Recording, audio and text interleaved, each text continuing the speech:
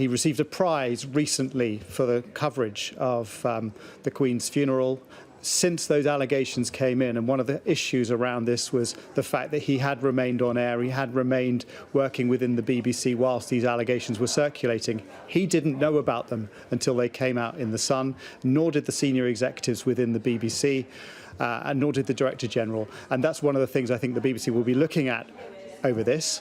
But they will perhaps be relieved in some respects that their processes are not as badly under scrutiny as they would have been if the police had come out and said, actually, there is evidence of criminal activity, because then people would have wondered why this hadn't been pushed forward to the police sooner. And we have also got a statement from the BBC with regards to the police saying that there's no evidence of criminal activity. The BBC say, we've seen the statement from the police confirming they have completed their assessment and are not taking further action. We're grateful to them for completing this work at speed. The police had previously asked us to pause our fact-finding investigations, and we will now move forward with that work, ensuring the due process and a thorough assessment of the facts, whilst continuing to be mindful of our duty of care to all involved. And of course, all the way through this, the BBC have talked about duty of care. It is well documented. Yeah, Huw Edwards has talked about having bouts of depression before. We've known that he's had mental health issues, but at the same time, he has been a real presence on the BBC. He's always looked professional. He's always really been able to anchor those key moments in our history. And that is why this is such a big moment for the BBC, that he has been named. His wife has come out and decided to face the music, but say that he's not ready to talk about it because of his condition, because of his mental health condition, and he is being treated for that. But he is prepared to talk about it when he's better. So that's what we've been told by the family. We've been told by the police that there's no investigation at this stage, there's no evidence, and I think we saw that coming. I think we could sense that when the individual involved in the centre of the Sun article came out and said that the stories that the parents were telling were untrue, and had said that in a statement by a lawyer. I think the fact that the Sun newspaper hadn't provided evidence supporting the claims that were being made by the parents, and I think that we'd heard also previously from a police force that had investigated back in April that claims that had been made, saying that they had now found no evidence either. So now the Met Police have looked at all the evidence and they've said no criminality. So that will be a huge relief for Huw Edwards, no doubt about that. Yeah, and look, I know Huw Edwards, and I know he's had these depressive episodes, and it is worth pointing out that his wife makes the point that he is getting inpatient care at the moment. So we've had this statement from the police. That will come as a huge relief to Huw Edwards, no doubt. But the BBC investigation, do we know the status of that? It continues. So it had never been stopped until, in fact, the police took over. They say that they had been trying to make contact with the family who'd made the allegations, but they had only spoken to, a senior manager had spoken to Huw Edwards once about this prior to then all the information going to the police. I don't think they'd had a large number of time and conversations to talk about it.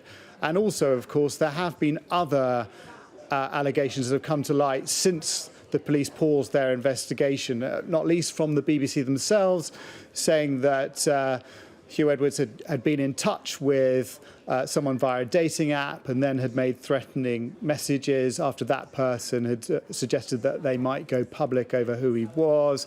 And then there's been these other allegations by the Sun newspaper that he'd sent an inappropriate text to a 17-year-old, and also that he had gone to meet a young person during lockdown in 2021 in February, in the third lockdown, and that he had broken the COVID rules of that time.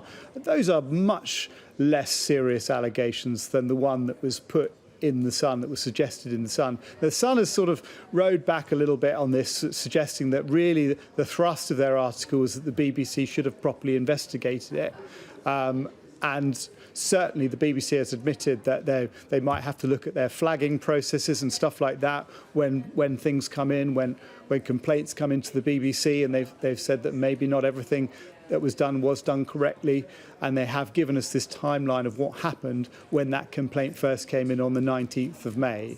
But ultimately now they will be looking at that. They'll be looking back at exactly what remaining allegations there are from this particular family that may not be criminal, but may nonetheless be seen as inappropriate. They will look at the relationship and the way it panned out, and they may decide that it's a private matter, or they may decide that it is a disciplinary matter. But that is for the BBC now. It does fall back into the hands of the BBC as to decide where they take this investigation. Yeah, Jason, for the moment, thank you very much. Huw Edwards is named this evening as the suspended BBC presenter. It is a name, to be honest, that's been flying around social media for several days now, but we can now report it as fact because of a statement released this evening, in the last few minutes, in fact, by Vicky Flind, who is the wife of Huw Edwards. And she says in this statement this: in light of the recent reporting regarding the BBC presenter, I am making this statement on behalf of my husband, Huw Edwards, after what have been 5 extremely difficult days for our family. I am doing this primarily out of concern for his mental well-being and to protect our children. Huw is suffering from serious mental health issues, as is well documented. He has been treated for severe depression in recent years. The events of the last few days have greatly worsened matters. He has suffered another serious episode and is now receiving inpatient hospital care where he'll stay for the foreseeable future.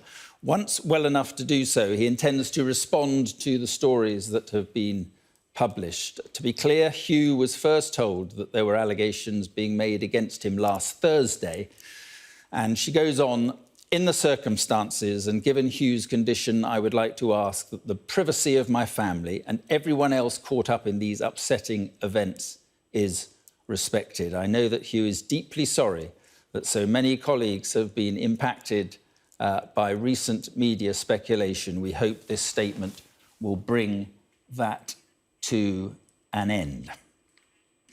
So there we are, a dramatic statement from the wife of the man you see on your screen there, Huw Edwards, who is revealed tonight as the BBC presenter at the heart of all this. And Jason Farrell is with me. And Jason, it's interesting that Vicky Flind, his wife there, says that, once he is better, once he is able to, he will respond to these allegations and these media stories. Yes, and perhaps that also gives time just for the BBC to make their own investigations and inquiries and decide just how serious this is. I should perhaps just run you through what the BBC are saying, because of course now it does fall back to them. And they have said that they've seen the statement from the police confirming that they've completed their assessment and are not taking further action. So we're grateful to them for completing this work at speed. And the police had previously asked us to pause our fact-finding investigation. We'll now move forward with that work, ensuring due process and thorough assessment of the facts whilst continuing to be mindful of duty of care to all involved. But of course, there was a lot of speculation around the BBC and whether he should or should not come forward and explain and reveal himself and break cover on this, because other presenters were being told on social media that it was them. They were having to come out and deny it. We heard from Jeremy Vine yesterday on Twitter basically saying, I think maybe he should consider coming out and naming himself. The BBC is on its knees, Jeremy Vine was saying.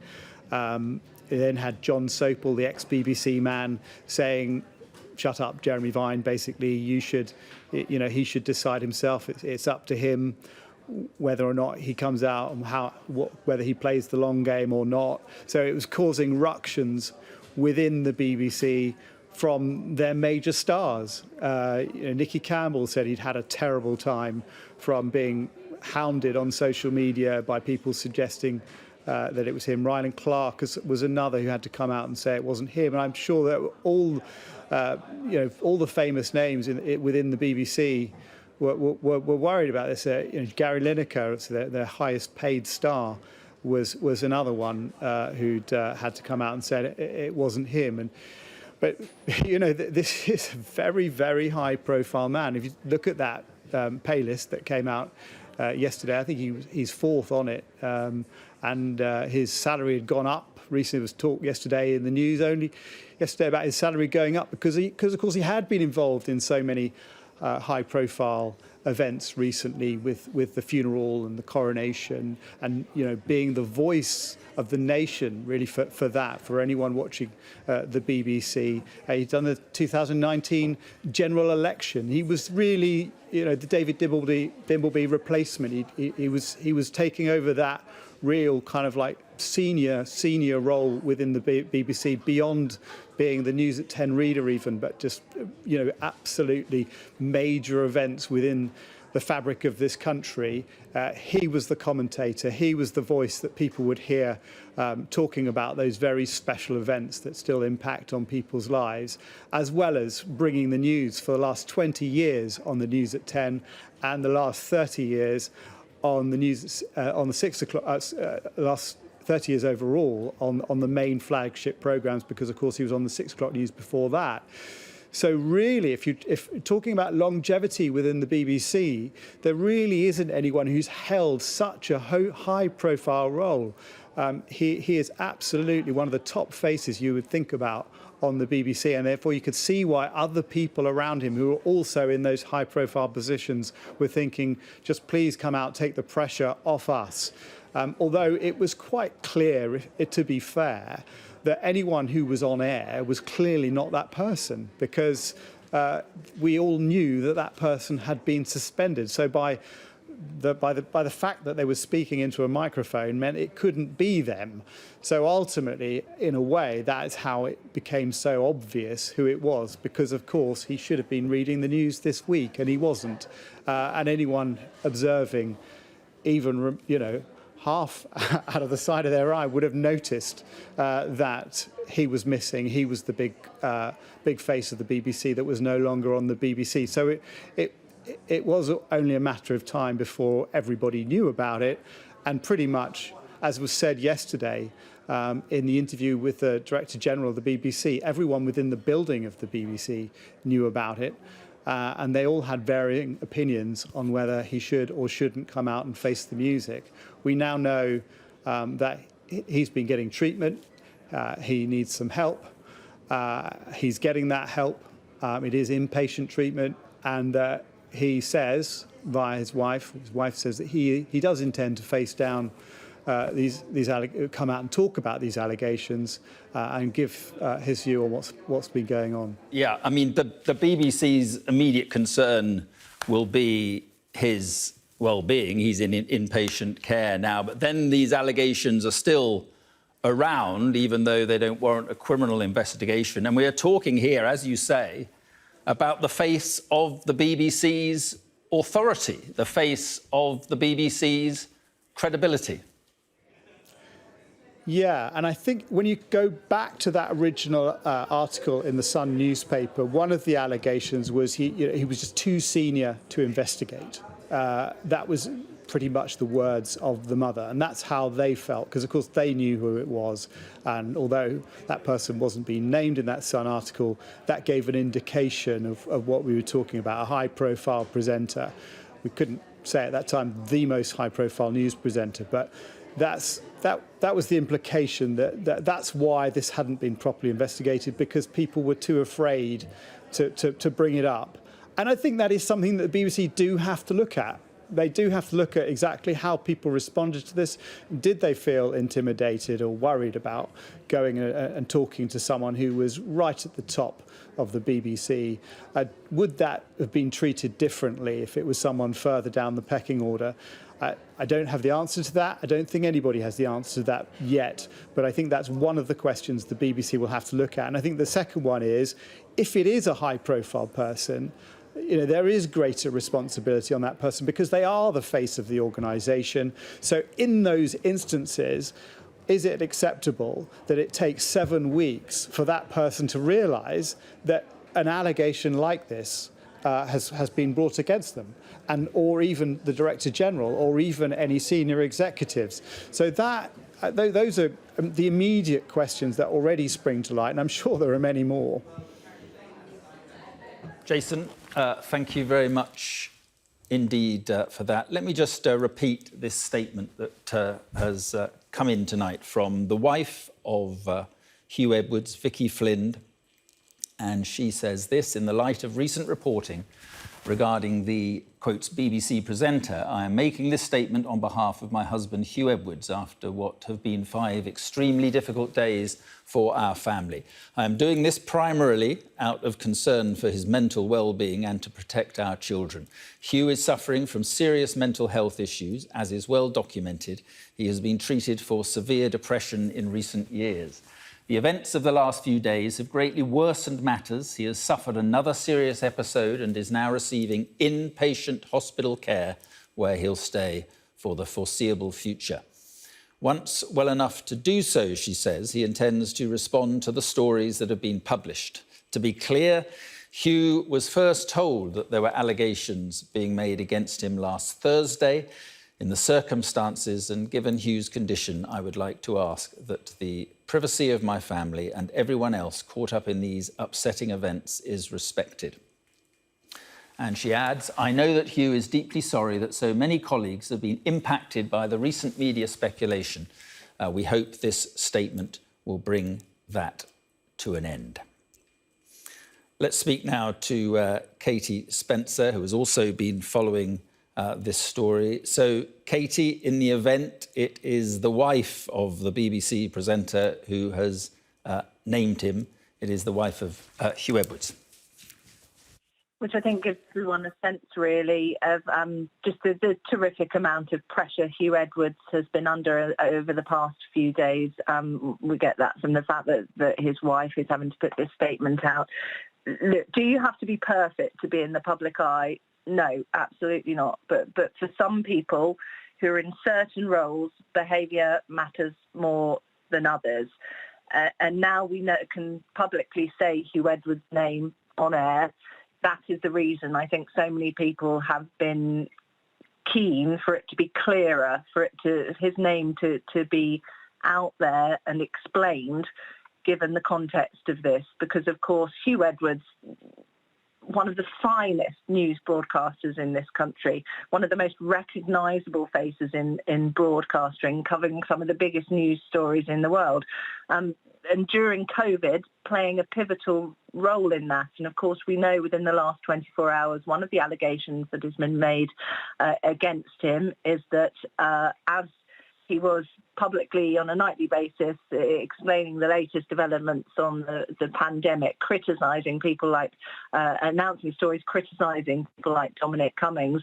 At the same time, we now have this claim from published in The Sun today from a person that he allegedly met on a dating app, who said that he was trying to encourage this young person to break the rules, and they did eventually meet up. He travelled to meet this person at their house. So I think that's why it has become more relevant, because of the role that he had, this public-facing role, and the requirement it is as him being a news anchor to be critical of other people, and also aware of how his own behaviour impacts on the corporation and on the work that he does. I mean, he is just a brilliant broadcaster. There is no doubt of that. But it had become just absolutely untenable, this situation. He couldn't carry on as he was. Everyone within the building, the new broadcasting house, was aware of exactly who the person in question was. There was no getting away from this, and I think clearly his family have recognised that it was important for Huw actually just to address this and stop the stress on Huw himself now. It is it's quite an upsetting statement, really, from his wife, isn't it, to hear that, again, the impact that it has had on his mental health. And he has spoken, really, of a 20-year struggle that he has had with depression. While we all know him for his professionalism, how witty he is, how sharp-tongued he is, he has, within the last year or so, really opened up about the struggle that he's had with depression over the past 20 years, talking about how bad it's been, so bad at times he hasn't been able to get out of bed. And I think, clearly this has been a huge, huge event within his life, and it has taken its toll on his mental health. Yeah, Katie, thank you very much. Let's speak now to former BBC executive Tim Luckhurst, who joins us. Tim, good evening. Thank you for being with us. So, named by his wife, Huw Edwards, one of the best and best-known news anchors in the country. Yes, and I knew Huw well when I worked at the BBC. And when I worked on the Today programme, he was one of the kindest, most reliable, most inspirational colleagues that I've ever had the pleasure to work with. And I'm absolutely stunned by the news. Of course, I've been aware that this was the name in the frame for a long time, but the exact details are truly upsetting. Huw Edwards has done a great deal for the BBC. He's done a great deal for broadcasting in this country. And to find him in this position is really quite shocking, and I feel very, very sorry for Huw and for his family. Yeah, and the statement from his wife was preceded by this statement from the Metropolitan Police saying that there was no information at the moment that they have that warrants a criminal investigation, which no doubt will come as a huge relief to Huw Edwards. But there is then the BBC investigation, and one wonders, you know, where the BBC go with this from here. Well, I think that the absence of evidence to justify a criminal investigation is very significant, because the facts in this case are yet to be known, and we still have a great deal to find out before we can be quite clear about what has actually happened.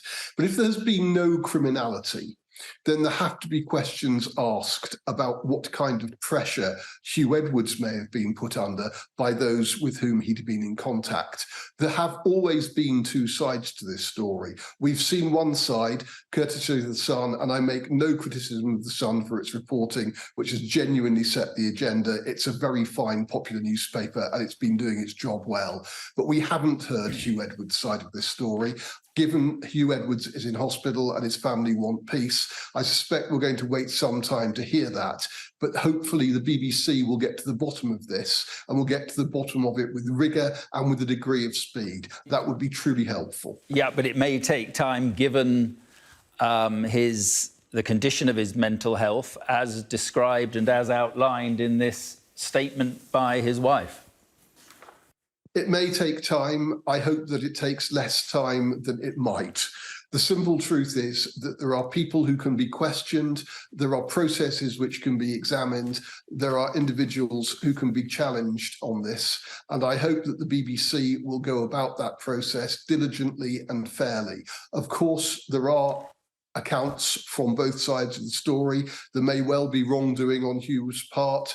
I think that that is something that we have to bear very firmly in mind, but it's equally possible that there has been wrongdoing on other sides as well, and the possibility that people have been trying to take advantage of the fact that a person in the public eye, a very high-profile public figure, may have been in touch with them in his private life in a way which would be embarrassing for the public, for the public to know. I do not know that, but certainly I understand how vulnerable someone in Huw Edwards' position can be in circumstances when they can be faced by people making allegations which in other cases might be regarded as trivial or indeed simply as threatening. And just finally, Tim, the Sun's position in all this, it was their original story, and I suppose they would argue that just because there is no criminal investigation by the police doesn't mean that they shouldn't have run the story. I guess that will be their argument.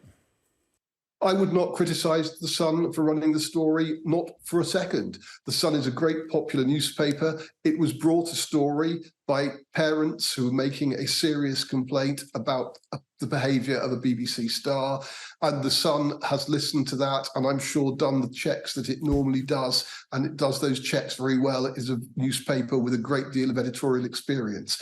This is a tragic story, but that doesn't make it wrong for the Sun to publish it. Journalism is about truth. It's not about sympathy, sadly. Tim, thank you very much indeed. Appreciate your time. Thank you. Thank you. Let's just repeat the statement we have tonight, and the reason that Huw Edwards is the face on your screen right now is because his wife, Vicky Flind, has released a statement, and it says this: in the light of recent reporting regarding the BBC presenter, I am making this statement on behalf of my husband, Huw Edwards, after what have been 5 extremely difficult days for our family. I am doing this primarily out of concern for his mental well-being and to protect our children. Huw is suffering from serious mental health issues, as is well documented. He has been treated for severe depression in recent years. The events of the last few days have greatly worsened matters. He has suffered another serious episode and is now receiving inpatient hospital care, where he'll stay for the foreseeable future. She goes on, once well enough to do so, he intends to respond to the stories that have been published. To be clear, Huw was first told that there were allegations being made against him last Thursday. In the circumstances and given Huw's condition, I would like to ask that the privacy of my family and everyone else caught up in these upsetting events is respected. I know that Huw is deeply sorry that so many colleagues have been impacted by recent media speculation. We hope this statement will bring that to an end. Let's go back then to our home editor, Jason Farrell. So, Jason, as I was saying, this name has been flying around social media for the last few days. Now it is confirmed by his wife that it is Huw Edwards, and one of the most senior broadcasters in this country, I think, doing the BBC 6 o'clock news since '94, I think, and then news at 10 for many years, and also all these state occasions. In many ways, the face of the BBC. Yeah, that's right. He did Prince William's wedding, he did Prince Harry's wedding, he did the Queen's funeral, he did the Queen's husband's funeral, he did the coronation. Since the allegations came through, he also did these birthday celebrations for the new king. He picked up an award, a Trick Award, which is a TV industry award, for the coverage that the BBC did of the Queen's state funeral. And he was the face of the BBC, no doubt about that. And as you say, he'd read the news for over 30 years for the BBC, and for 20 years of that, the flagship News at 10. And he read the news with great authority. He was well-regarded, well-respected presenter and journalist within the industry. And that is why this has really flooded the media for the last 5 days, because it's pretty much been known for some time that this is the person we've been talking about, the person that we've not been able to name. Couldn't have loomed more large in this story, and at some point it always seemed inevitable that his name would come out, simply by the fact that it was such a big name. The allegations were serious, but I think, we've been talking about this now for the last sort of 45 minutes, and it started with almost as big a revelation in this story that actually the criminal allegations had not been found to be evidenced by the Met Police. I think it's no coincidence that these statements come out almost on top of each other. So, in fact, I'm just going to remind people of what the Met Police have said in their statement, because that is significant as well as the revealing of who it is. So they say detectives from the Met Specialist Crime Command have now concluded their assessment and have determined there is no information to indicate that a criminal offence has been committed. In reaching this decision, they have spoken to a number of parties, including the BBC and the alleged complainant and the alleged complainant's family. let's not forget both of those two parties differed. So the complainant, the alleged complainant, was saying it was all untrue. The complainant's family said it was true, but both via another police force. There's no further police action. As such, the Met has advised the BBC it can continue with its internal investigation. We are aware of media reporting of further allegations against the same individual. No specific details or information about these allegations have been passed to us, and therefore there is no police action at this time. And obviously those details are the suggestion in the Sun newspaper that he broke lockdown rules to go and meet someone, and also suggestions by the BBC, which they say they do have evidence of, because they say are linked to his phone, that he sent threatening messages to someone who he met in a dating app. So whether the BBC will provide that, feel that that's criminal, there are criminalities around messaging, such as malicious communication crimes, that it might cross that threshold, it might not. We haven't seen those messages, so we don't know. But the police do go on to say that should evidence of criminality or safeguarding issues be identified at any point, we would expect matters to be referred to the relevant police force. I think we can also now safely say that the police force that they had originally been looking at this back in April was in Wales. We were obviously not saying that because that might have identified the presenter, but it was a Welsh police force that were looking into the original allegations that were made in April, and they had also found no criminality.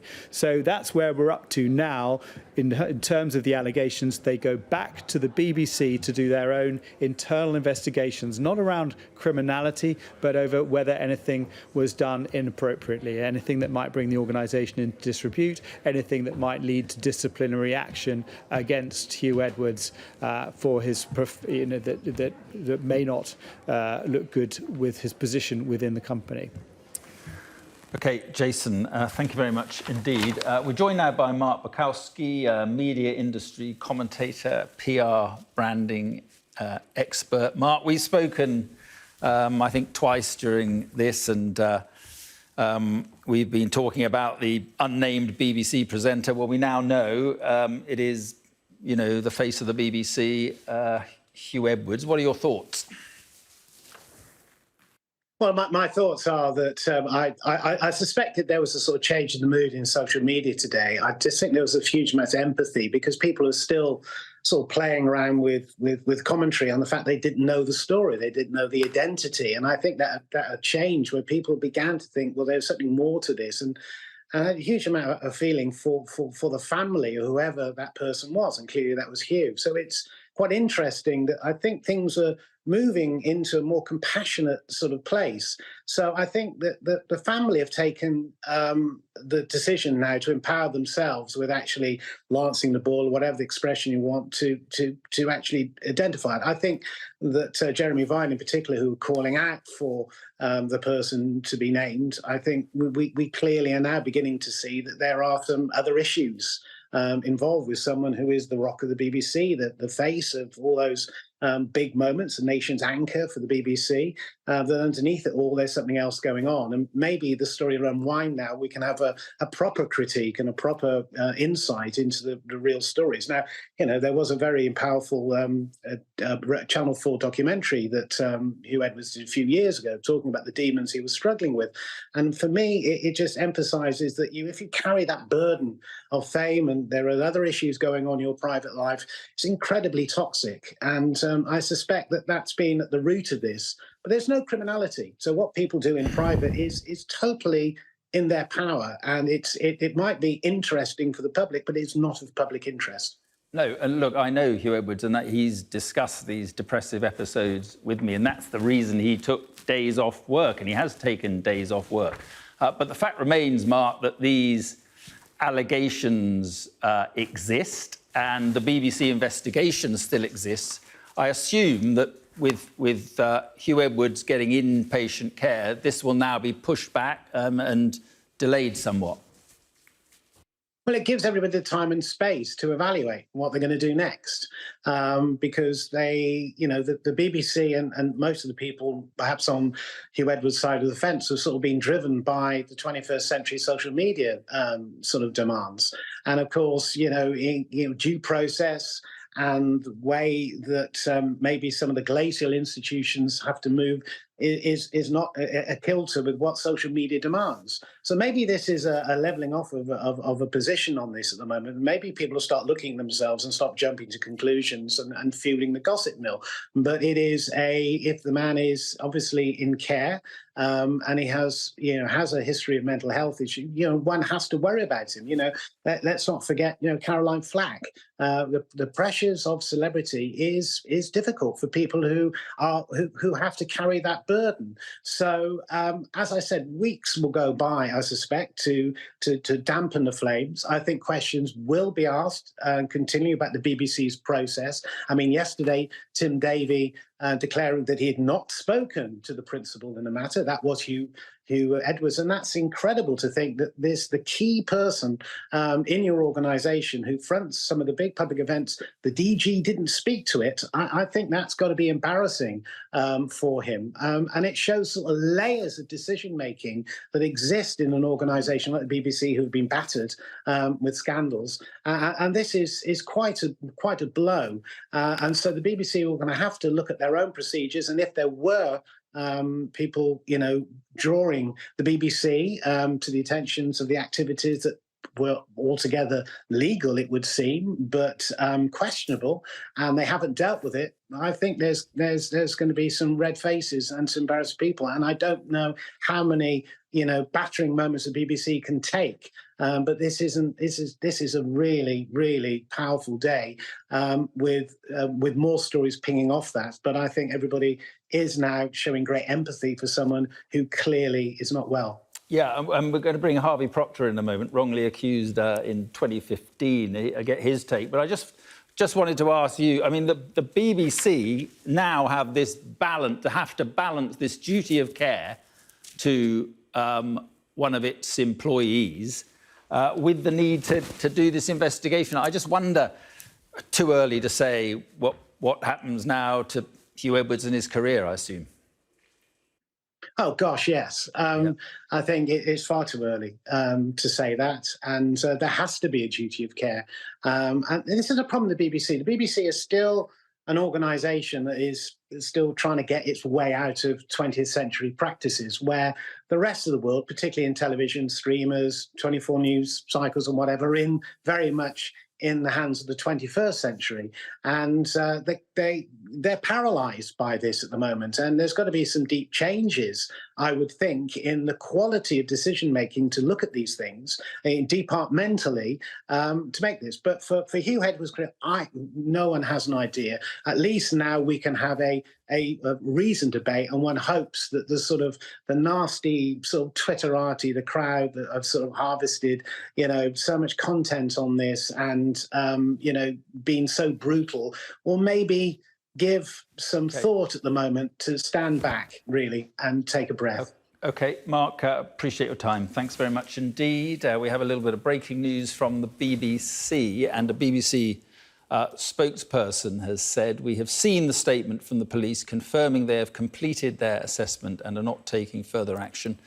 We're grateful to them for completing this work at speed. The police had previously asked us to pause our fact-finding investigations, and we will now move forward with that work, ensuring due process and a thorough assessment of the facts, whilst continuing to be mindful of our duty of care to all involved."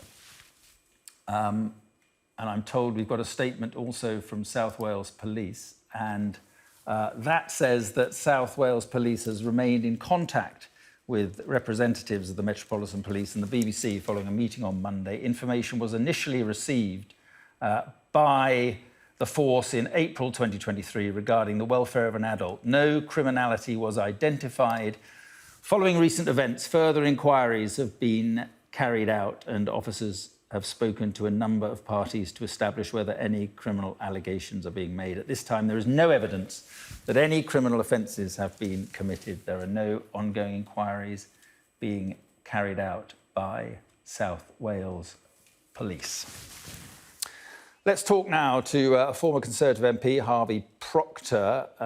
He agreed a settlement with the Met Police after being falsely accused of child abuse and murder. Huw, good evening to you. And I think I'm right in saying you were going to come on to argue that, you know, he shouldn't necessarily be named in the current circumstances, or the circumstances that pertain before the police statement and before his wife then decided that the way to do this was to issue a statement to say it was her husband. What do you make of these events this evening?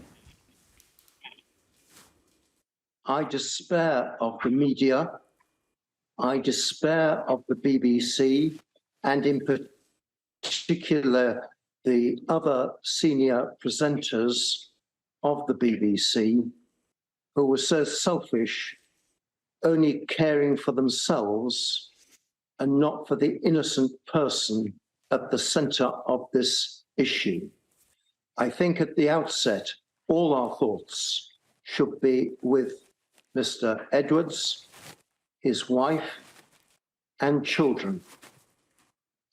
They will have gone through hell in the last few days, and that hell has been stoked up by their former colleagues, his former colleagues at the BBC. This is an innocent man falsely accused of a number of things, and I think the BBC should, in their duty of care, close their investigation. Well, the police have said there's no evidence of criminality, but the allegations. I know what the police have said. Yeah, I know what the police have said. No, but I'm just saying that there are still allegations out there that may not amount to criminality, but they surely have to be looked at. No, I haven't come on Sky News to be party to further allegations against Mr. Edwards. Certainly not. I made that quite clear. Now you must stop this.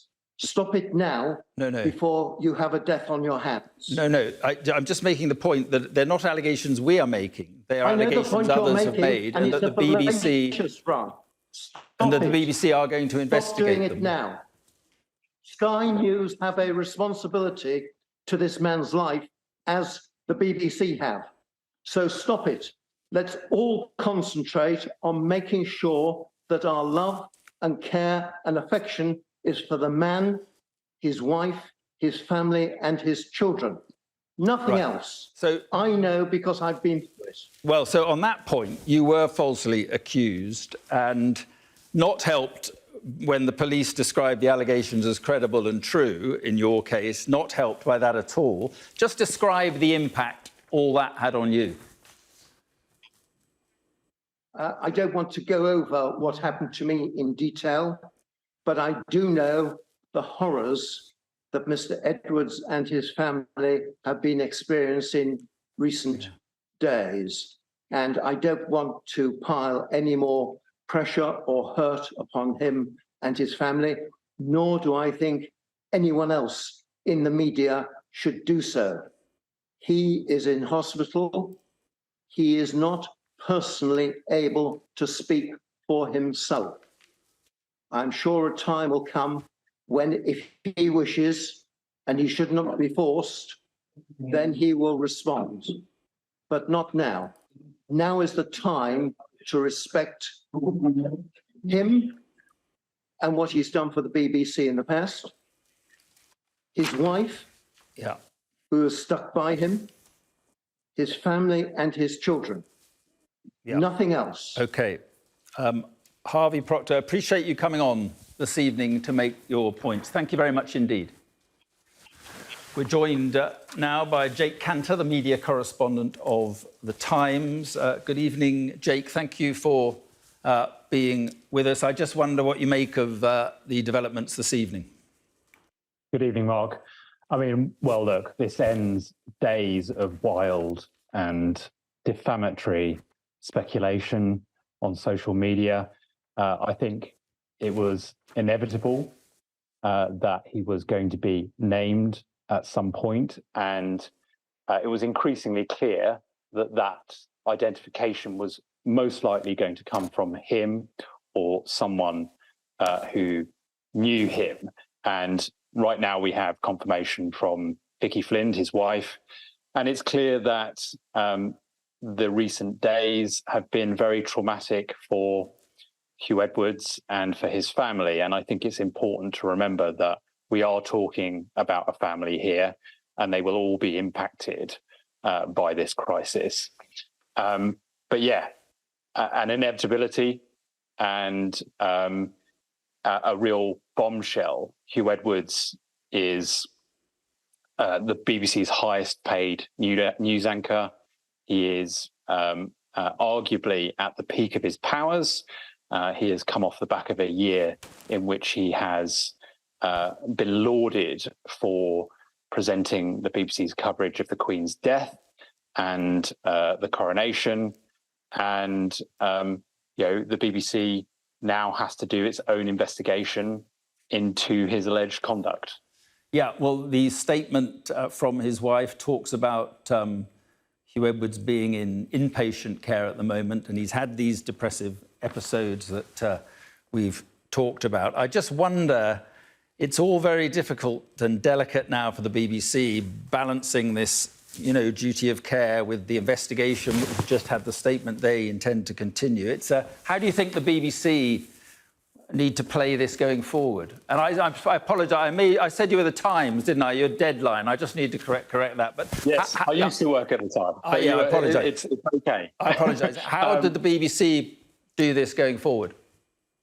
Well, they're going to have to be really careful. And we've seen that in the tenor of some of their statements in recent days. They've kind of hinted at what we now know in terms of Huw Edwards' state of mind.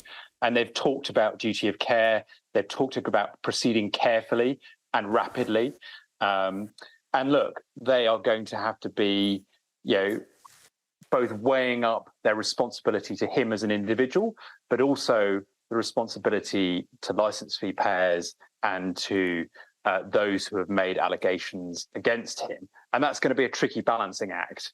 And I think the BBC will take time, I hope. It will consider the allegations in the full. We are obviously seeing other allegations being made against Huw Edwards. Whether those will be part of the investigation, it's not entirely clear right now. But we are in a bit of an information-free zone about how the BBC is going to proceed. We may hear more over the coming days.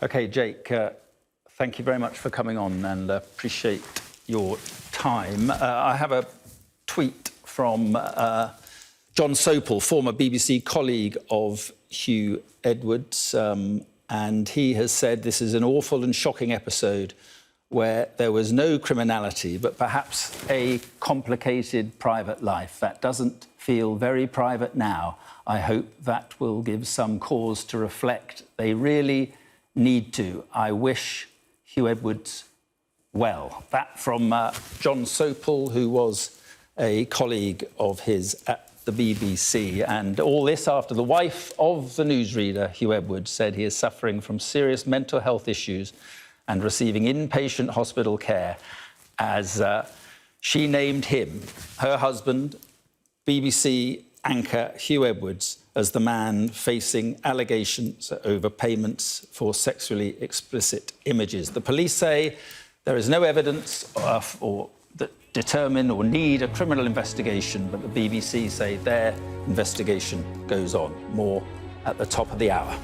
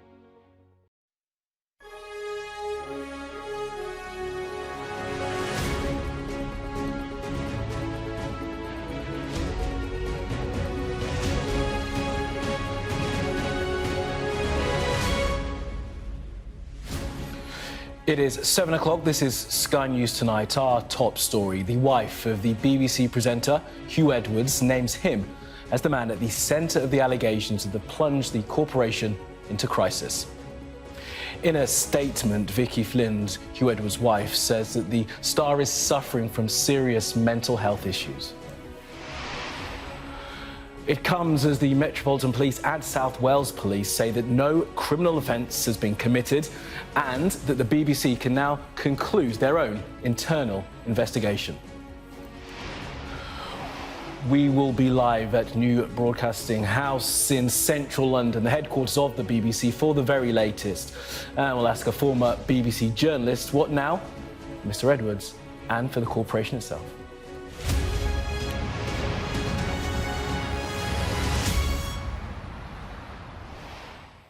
Good evening.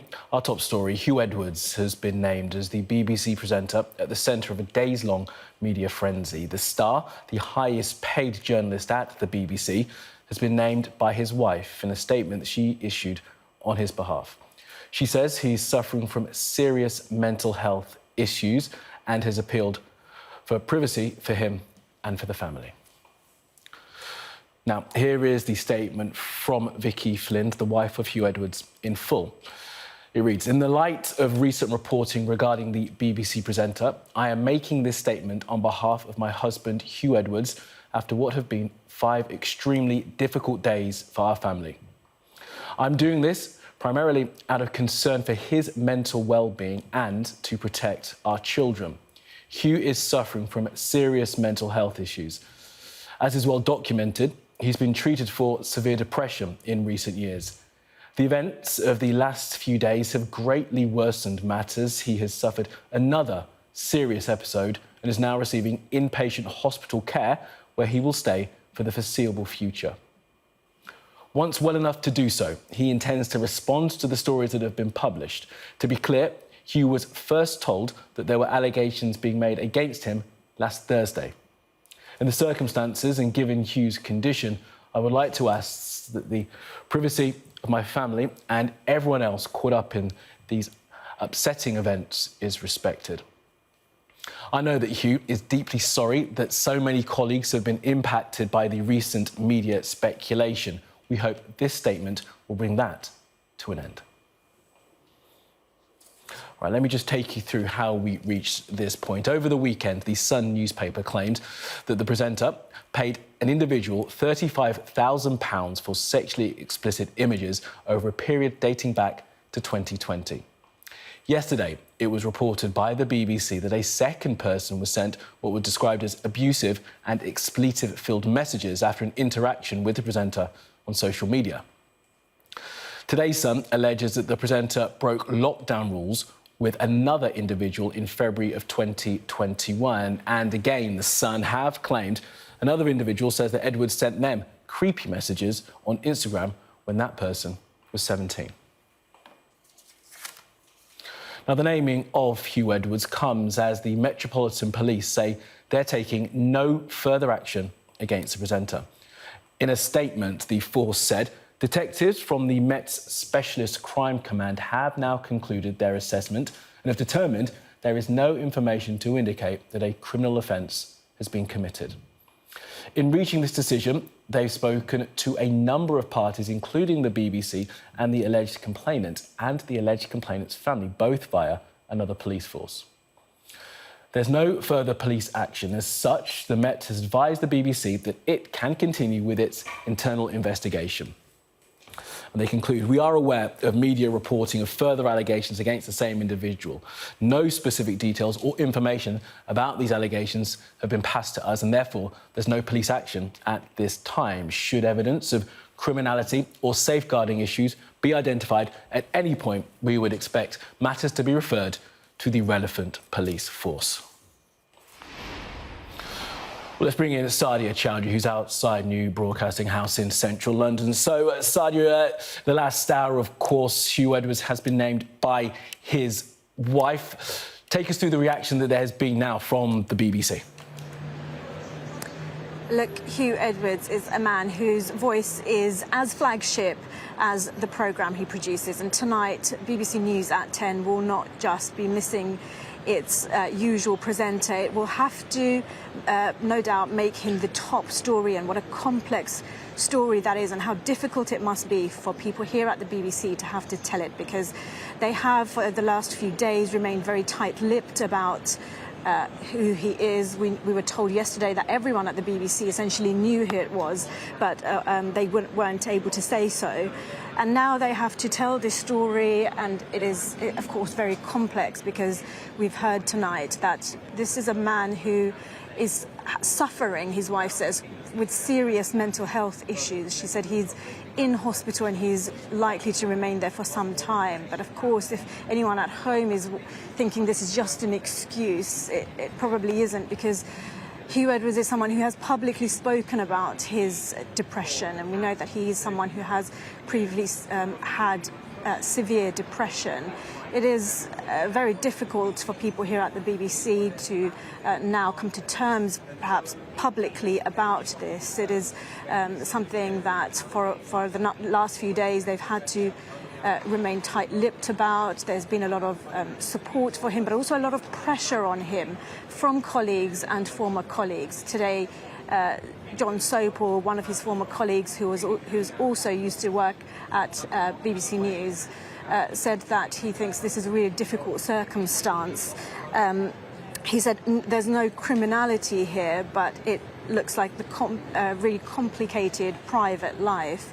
And a reminder that there are those allegations against Huw Edwards, but no criminality there has been found. He's one of the most recognisable faces in broadcasting, someone who started his career in 1984. He presented the BBC News at 6, the 6 o'clock news, and then the flagship 10 o'clock news, which he's been presenting for a while. He's covered some of the biggest stories that this nation has seen, in fact, of the world. He covered the Queen's funeral, most notably last year, and the coronation of King Charles. He's universally liked, I think. He's known for his professionalism and his sharp wit. He's someone whose voice is one of those trusted voices on the BBC, and he's very much been very private about his personal life. Not much is known about his personal life, but as I say, his struggles with mental health have been publicly discussed. He's been open about that, and tonight his wife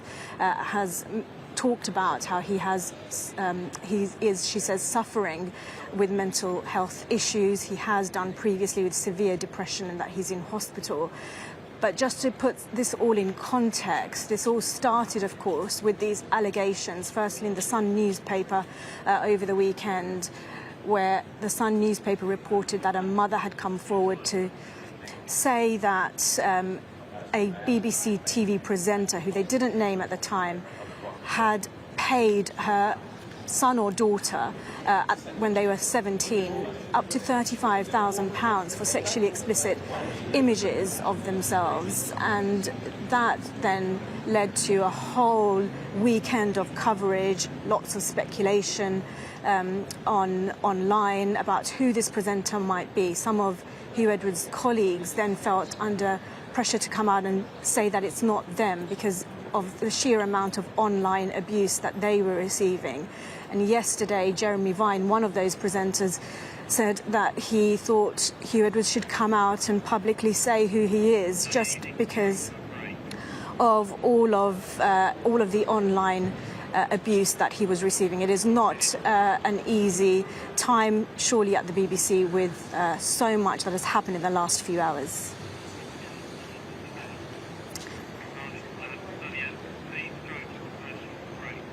We'll just go to a commercial. So just to reiterate to you that we're here, he is the most trusted voice in BBC News. It is a shocking development for people outside of the BBC. We were told, of course, yesterday that there was, that people at the BBC, everyone here knew.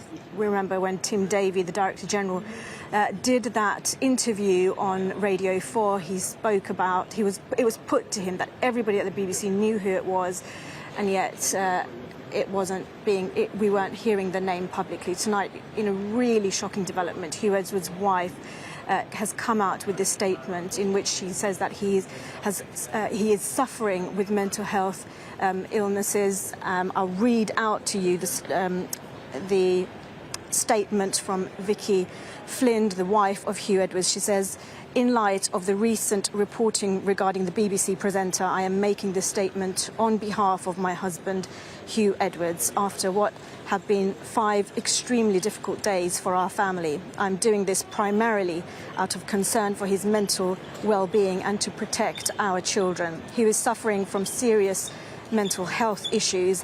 As is well documented, he has been treated for severe depression in recent years. The events of the last few days have greatly worsened matters. He has suffered another serious episode and is now receiving inpatient hospital care where he'll stay for the foreseeable future." She continues, "Once we're well enough to do so, he intends to respond to the stories that have been published. To be clear, Huw was first told that there were allegations being made against him last Thursday. In the circumstances and given Huw's condition, I'd like to ask that the privacy of my family and everyone else caught up in these upsetting events is respected." She ends saying, "I know that he was deeply sorry that so many colleagues have been impacted by the recent media speculation. We hope this statement will bring an end to that." And it was some of those colleagues who spoke out very openly over the weekend and in the last few days about the amount of abuse that they'd received online for being mistaken to be the presenter at the centre of this. We know that Nicky Campbell said it was so bad for him that he had to speak to his lawyers and get the police involved. And Jeremy Vine last night with that tweet urging what we now know, Huw Edwards, to come forward, saying that it is not just to protect his purely innocent colleagues, but also in respect to the BBC, which he said was being damaged. He described the BBC as having been brought to its knees over this. Certainly we've seen in the last few days the scramble at the BBC, first of all, to try and explain what happened.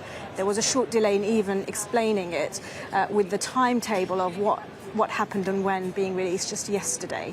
And we learned from that allegations were made first against Huw Edwards sometime in May, around May 18th, and the next day the BBC had escalated that to their corporate investigations team, which followed that up with with an email, I beg your pardon, to the complainant.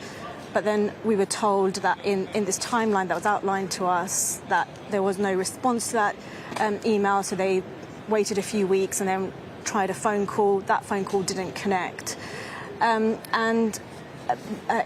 It took the family originally making this complaint to go to the Sun newspaper before the Sun contacted the BBC press office, and that's when the BBC really escalated it, and that was criticised. So it is something that has caused turmoil here at the BBC, with the Director General having to face lots of questions during a press conference that should have been about the corporation's accounts, ended up being dominated by this. But at the centre of this have been those allegations, and how difficult it must now be for the BBC to continue this investigation, which they had paused. Now they have to resume it, but knowing that that duty of care they had by not naming their presenter now extends to a presenter who is, according to his wife, suffering with serious mental health issues. Thank you very much indeed. Now, if you were expecting to hear Kamali's voice, there's actually just been a fire alarm, so I'm going to be guiding you through the coverage for now. Good evening. Well, as you know, our top story, Huw Edwards, is named as the BBC presenter at the centre of a days-long media frenzy. Well, the star, the highest-paid journalist at the BBC, has been named by his wife in a statement that she issued on his behalf. She says that he is suffering from serious mental health issues and has appealed for privacy, both for him and the family. Well, let's take you through the statement now from Vicky Flind in full. She says, "In light of the recent reporting regarding the BBC presenter, I'm making the statement on behalf of my husband, Huw Edwards, after what have been 5 extremely difficult days for our family. I'm doing this primarily out of concern for his mental well-being and to protect our children. Huw is suffering from serious mental health issues. As is well documented, he's been treated for severe depression in recent years. The events of the last few days have greatly worsened matters. He suffered another serious episode and is now receiving inpatient hospital care, where he will stay for the foreseeable future. Once well enough to do so, he intends to respond to the stories that have been published. Then she goes on to say, to be clear, Huw was first told that there were allegations being made against him last Thursday. In the circumstances and given Huw's condition, I would like to ask that the privacy of my family and everyone else caught up in these upsetting events is respected. I know that Huw is deeply sorry that so many colleagues have been impacted by the recent media speculation. We hope the statement will bring that to an end. So that statement there, issued by the wife of Huw Edwards, that's Vicky Flind, responding to the allegations and naming Huw Edwards as the presenter suspended by the BBC. Well, let me take you through how we reached this point now. Over the weekend, The Sun claimed that the presenter paid an individual £35,000 for sexually explicit images over a period dating back to 2020. Well, yesterday, it was reported by the BBC that a second person was sent what were described as abusive and expletive-filled messages after an interaction with the presenter on social media. And today's edition of The Sun also alleges the presenter broke lockdown rules with another individual. That was in February 2021. And again, The Sun have claimed another individual says that Huw Edwards sent them what they described as creepy messages on Instagram when they were 17 years old. So that's the timeline of events there. The naming of Huw Edwards comes as the Metropolitan Police say that they are taking no further action against the presenter. In a statement, the force says detectives from the Met Specialist Crime Command have now concluded their assessment and they've determined that there is no information to indicate that a criminal offence has been committed. In reaching this decision, they've spoken to a number of parties, including the BBC and the alleged complainant and the alleged complainant's family, both via another police force. There is no further police action. As such, the Met has advised the BBC it can continue with its internal investigation. We are aware of media reporting of further allegations against the same individual. No specific details or information about these allegations have been passed to us, and therefore there is no police action at this time.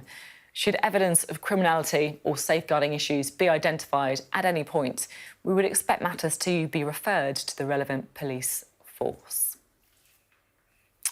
That statement there by the Met Police saying that there'll be no further action taken at this time against Huw Edwards. And of course, what this does mean is that the BBC can continue with their own investigation, which was on hold until the police carried out their own inquiries. Well, we can speak now to David Elstein, who is a former chief executive of Channel 5 and a former BBC producer. Do you think it was inevitable that this name was going to come out? Yes, I think it's been... A lot of people knew the name yesterday. Clearly, most people in the BBC did, and it was only a matter of time. And I have every sympathy with Huw Edwards' wife, Vicky Flind, and her very dignified statement. It's extremely hard when you're under severe media pressure to act in a way which is both properly informative and dignified. And I think that is what she's done. And Huw's issues with mental health have been well known for many years, his problems with depression. Now we know that he's got other behavioural issues. The police tell us that there's nothing criminal involved. To be honest, I have not the faintest idea what a BBC investigation is meant to be. I had no idea until recently that there was such a thing as a BBC investigations unit. It sounds pretty sinister to me, but hopefully that will all now be quickly closed down and Huw will be allowed to recover his health. And once he is back to full health, no doubt he and Tim Davie at the BBC will discuss what, if any, his future at the BBC will be. You say that you think the idea of a BBC investigations unit is sinister. I just wondered if I could unpick that a bit. some would say, isn't it right that the BBC has a process where if you have a concern about a public figure, someone's paid for by the taxpayer, that you should be able to complain about that and raise your concerns? And what are the BBC meant to do? Investigate? Well, yesterday, a Guardian journalist was saying they should inspect his phone. I mean, what are we living in? Romania? Well, you would think, just to come in, I mean, you would think maybe they would go and talk to him. That would be the first step, wouldn't it, in an investigation? No, because if at every point... listen, the original allegations, whoever it was who heard the complaint, it was told that the police had refused to get involved. So what would the BBC do? Hold a criminal investigation itself? I just don't understand. I've never known of any broadcaster with an internal investigations unit. It's the Stasi at Broadcasting House. In the 1950s, the BBC had a connection with Special Branch, in which anyone who was thought to have left-wing views had a little Christmas tree attached to their personal file so that they wouldn't be promoted too high within the BBC. But this is on another level, and I would hope that the first thing that Tim Davie does is shut this unit down. Is the only bar criminal, though? Well, obviously, if you've got people fiddling their expenses, the finance department will be onto them, and then the legal department will be onto them. But the BBC rightly has investigative journalists, but the notion that it has a dedicated unit investigating its own staff's behaviour, that's the invasion of privacy issue that I would be concerned about in all of this. It's wrong and it shouldn't be happening. And I hope that nobody takes this so-called investigation any further. Do you think that Huw Edwards should keep his job then? It's possible. We all have difficulties in life. We go through phases of being overstressed. Fergal Keynes explained his mental health issues. A number of broadcasters, especially those exposed to high-pressure situations, war zones and so forth, take months off work and then come back. Now, obviously, if Huw Edwards wants to come back to the BBC, especially in so prominent a role as is currently been occupying, he will need to have a very frank talk with Tim Davie and the news department senior management to establish the parameters of what he should or shouldn't be doing. And by then we will know exactly what was involved here. In my view, there's no inherent bar to him returning to work. It may be that he prefers to return, if he returns at all, to a lower profile job. I just want to have a look at the statement from Vicky Flind, Huw Edwards' wife.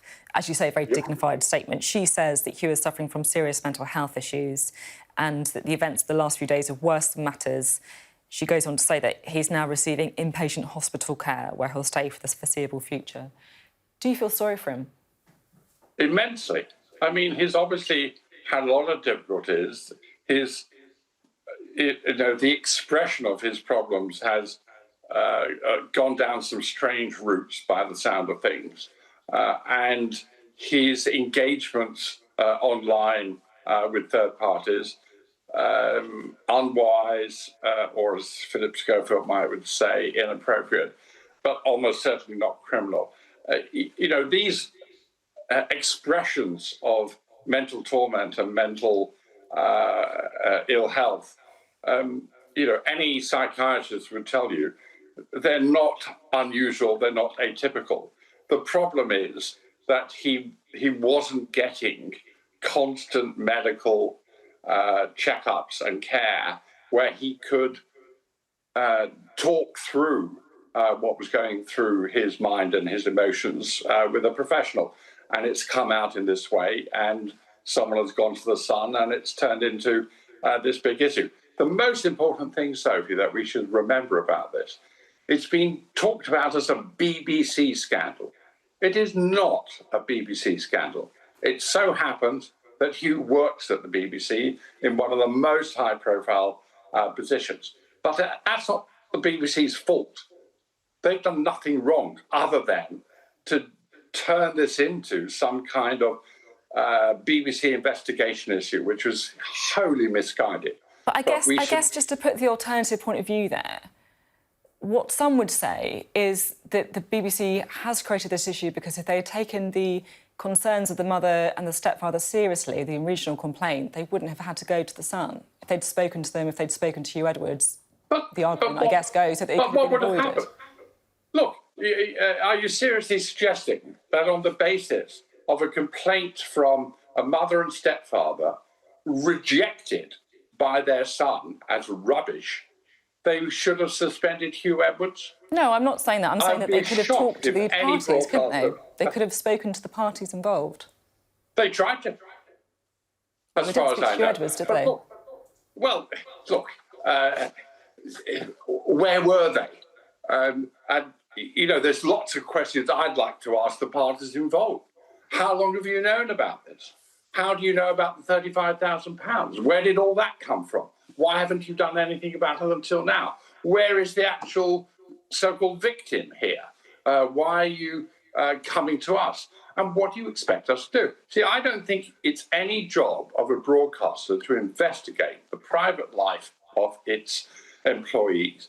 If you've got 22,000 employees, as the BBC does have, there will be some strange and aberrant and inappropriate behaviour and no doubt some criminality at times. That is not the BBC's issue. The BBC should wait and see what emerges, and then if someone looks to them as an employee for help, can I take 3 months off? Can I take 6 months off? That's an internal HR matter. But, you know, the notion that the BBC should be investigating the private lives of its employees is obnoxious. OK, thank you very much for being on the programme this evening and speaking so forcefully about the statement and the fallout from this story. Thank you. Thank you, Sophie. Well, let's remind you now, shall we, of our top story this evening, the news that Huw Edwards has been named as the BBC presenter at the centre of a days-long media frenzy. The star, who is the highest-paid journalist at the BBC, has been named by his wife in a statement that she issued on his behalf. In the statement, she says that he's suffering from serious mental health issues, and she's also appealed for privacy for him and the family. Well, let's just take you through the statement now, shall we, released by his wife. In light of the recent reporting regarding the BBC presenter, I'm making this statement on behalf of my husband, Huw Edwards, after what have been 5 extremely difficult days for our family. I'm doing this primarily out of concern for his mental well-being and to protect our children. Huw is suffering from serious mental health issues. As is well documented, he's been treated for severe depression in recent years. The events of the last few days have greatly worsened matters. He suffered another serious episode and is now receiving inpatient hospital care, where he'll stay for the foreseeable future. Once well enough to do so, he intends to respond to the stories that have been published.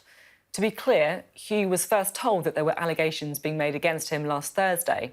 In the circumstances and given Huw's condition, I would like to ask that the privacy of my family and everyone else caught up in these upsetting events is respected. I know that Huw is deeply sorry that so many colleagues have been impacted by the recent media speculation. We hope this statement will bring that to an end.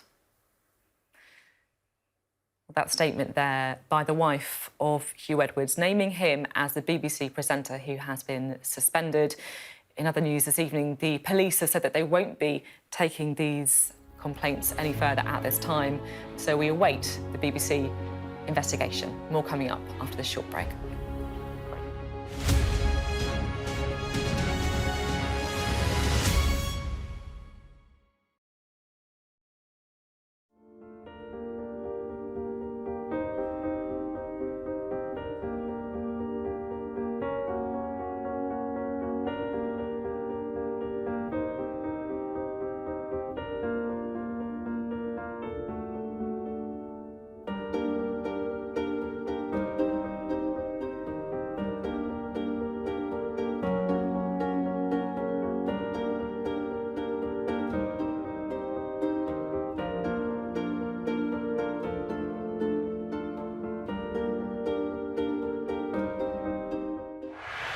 The pound has rallied. Moderation. Interest rates peaking. And up at 6%. The highest for 14 years. Will that be the peak? Will it be a little bit lower? Crisis. It's closer to a potential crash. So many words, so many meanings. But what do they mean for you and your finances? Stay up to date on Sky News. I'm Martha Kellner and I'm Sky's US correspondent based here in Los Angeles. It's turning everybody into, a crazy, violent drug addict. How are you feeling? I am angry. Are you a hypocrite, sir? Will your candidates win? I hope so. I gotta be realistic. My sister's dead. More than 4 weeks on, there's no murder weapon and no suspect. Mum, how are you feeling today? Jeffrey said, you answer to Ghislaine, you just don't cross her. I'm so excited. Severe nightmares of these people coming in and just taking me in the middle of the night. I've watched as whole towns were torn apart by natural disaster. I'm alive and I'm thankful for that. We take you to the heart of the stories which shape our world. A lot of cases that I know are reported from Ukrainian missiles themselves. Ambassador, with respect, I think that's preposterous.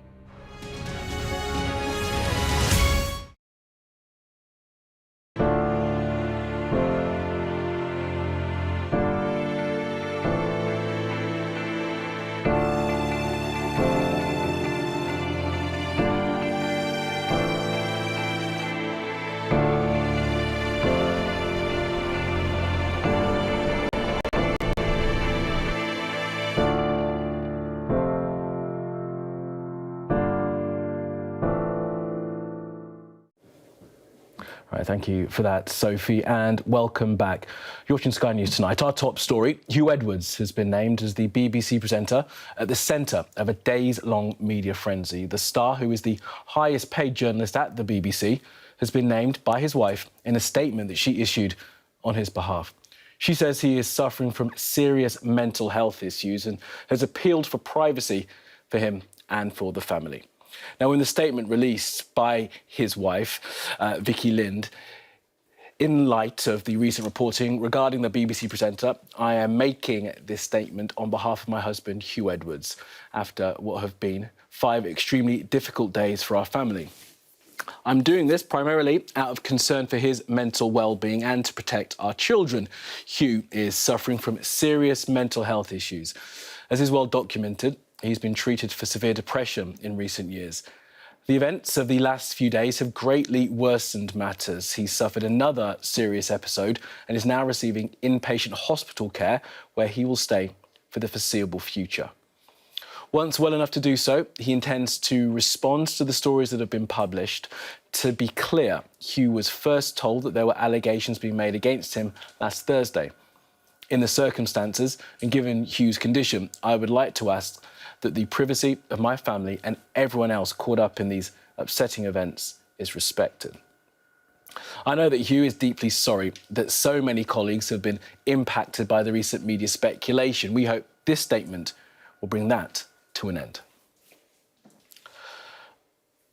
All right, let's just remind you now of how we reached this point. Now, over the weekend, the Sun newspaper claimed that the presenter paid £35,000 for sexually explicit images over a 3-year period. Yesterday, it was reported by the BBC that a second person was sent what were described as abusive and expletive-filled messages, as the presenter allegedly pressured that person to meet up. Now, today's edition of The Sun alleges that the presenter broke lockdown rules with another individual in February of 2021. And today, the Sun newspaper has published more claims from another individual who says that the presenter sent them creepy messages on Instagram when they were 17, containing love heart emojis and kisses. Now, the Metropolitan Police say they are taking no further action against Huw Edwards. In a statement, the force said that detectives from the Met's Specialist Crime Command have now concluded their assessment and have determined there is no information to indicate that a criminal offence has been committed. In reaching this decision, they've spoken to a number of parties, including the BBC and the alleged complainant and the alleged complainant's family, both via another police force. There's no further police action, they say. As such, the Met has advised the BBC it can continue with its internal investigation. We are aware, they say, of media reporting of further allegations against the same individual. No specific details or information about these allegations have been passed to us, and therefore there's no police action at this point. They conclude that should evidence of criminality or safeguarding issues be identified at any point, we would expect matters to be referred to the relevant police force.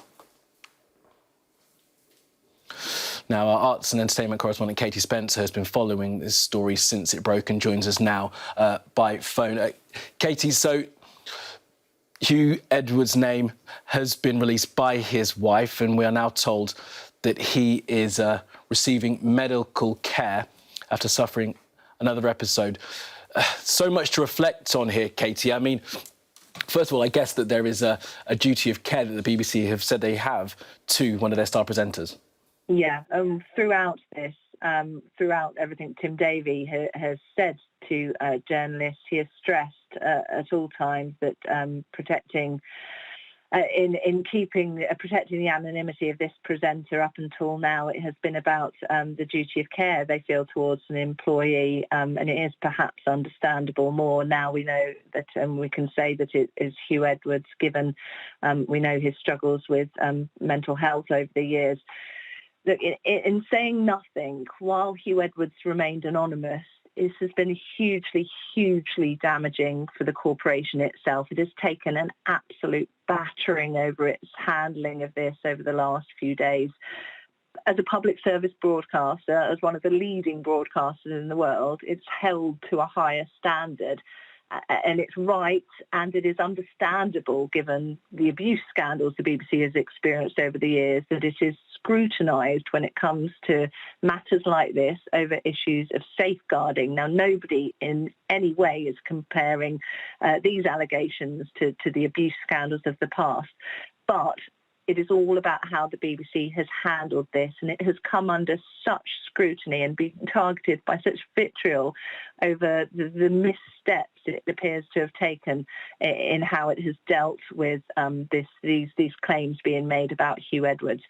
Why does naming him matter? Well, of course, Huw Edwards is one of the most recognisable faces on British television, anchoring coverage of major national events, presenting the BBC's flagship News at 10 programme, one of the highest paid employees at the BBC. Nobody is saying you have to be perfect to be in the public eye. That's not what this is about.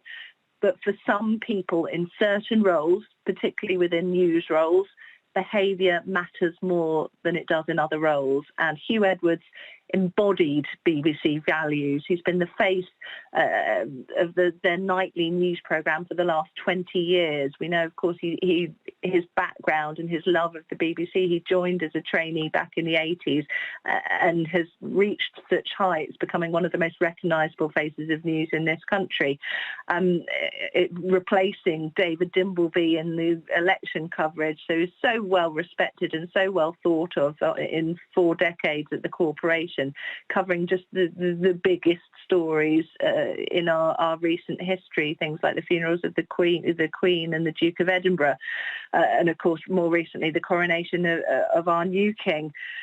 It is hard to see how he will return to that role. We know from the statement that his wife has given that he intends to respond to the stories that have been published once again. And I think that it will lessen the heat, certainly, from this if he is able to talk about what has happened. I mean, we live in different times now. Perhaps just an explanation and being able to tell people his side of the story is enough, that this won't be career-ending. But certainly it's hard to see how we can go back to that central role anchoring the News at 10. It was particularly, I think, within the last 24 hours, this new case as well that has emerged of him breaking lockdown rules to visit a young person that he met through a dating app. I think that the hypocrisy of that, as somebody who would have been fronting a nightly news programme calling out the likes of Dominic Cummings for breaking the rules. I think when that allegation emerged, it did become particularly important, I think, in the eyes of a lot of the media, that his name be made public, really, because there is that element of the hypocrisy of saying one thing and doing another. But clearly, I think it is an incredibly dignified statement from his wife that she's put out tonight. And he is an extraordinary broadcaster, and hopefully it will be a case that in talking about this, he will be able to resume his career, one would think. Katie Spencer, our arts and entertainment correspondent, appreciate that analysis. Thank you. All right. Well, let's just take a moment now to take a look at what the weather forecast is saying. Warm memories wherever you go. The weather, sponsored by Qatar Airways. Now, it is getting very warm in southern Europe, but here it's going to be on the cool side, with unsettled weather continuing into next week at least. There'll be rain in some places this evening, but the showers will be fairly isolated, with many places remaining dry. You can expect a few more showers overnight, but they will become mainly confined to exposed northern, western and Channel coasts. The wind in the south will ease. The UK is going to see showers developing widely again tomorrow morning, turning heavy and thundery, but northern England looks mainly dry, while Wales will see the rain fade away. Ireland will see more rain taking over the southwest. It's going to be a little bit warmer than it was today, but windy for many.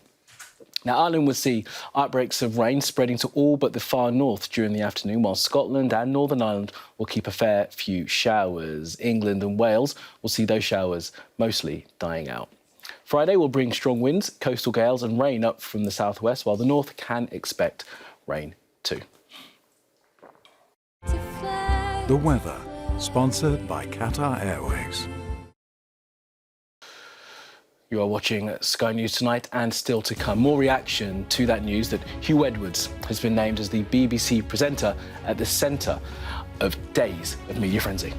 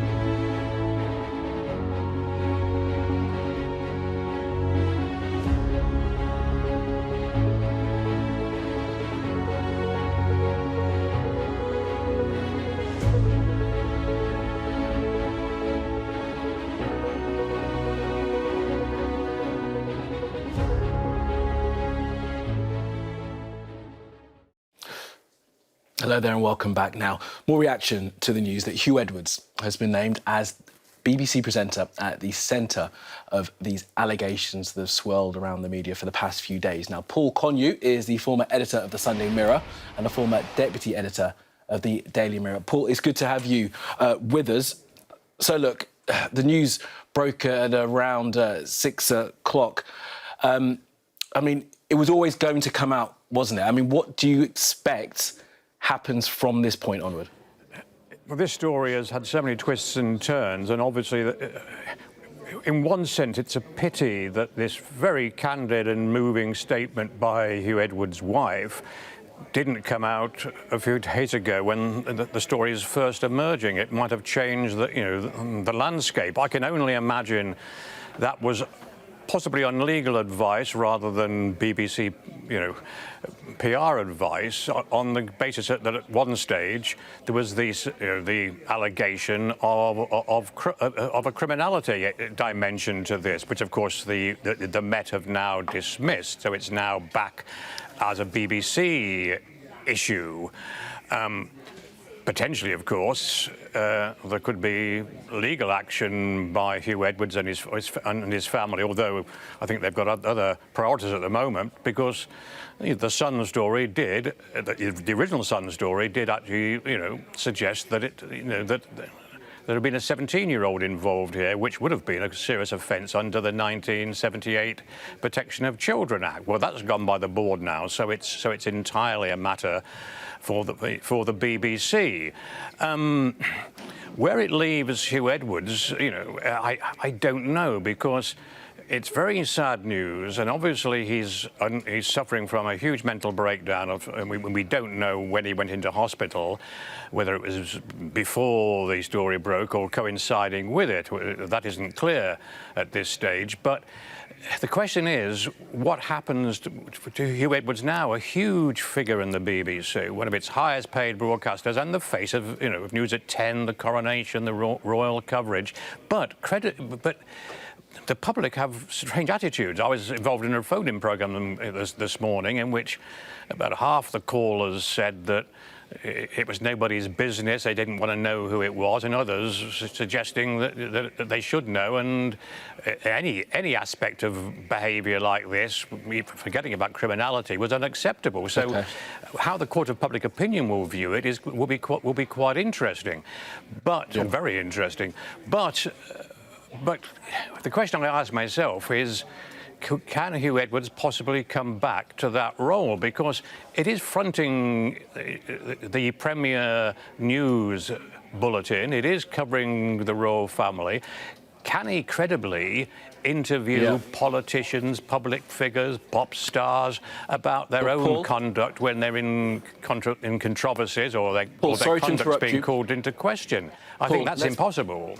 Let's pick up on some of those, the answers to some of those questions in the next hour. I know you're going to stay with us. Thank you very much for being with us, Paul Connew, former editor of The Mirror. You're watching Sky News, and still to come, we're going to be speaking to a former correspondent from the BBC, Michael Cole, as Huw Edwards is named as a presenter at the centre of all of these allegations.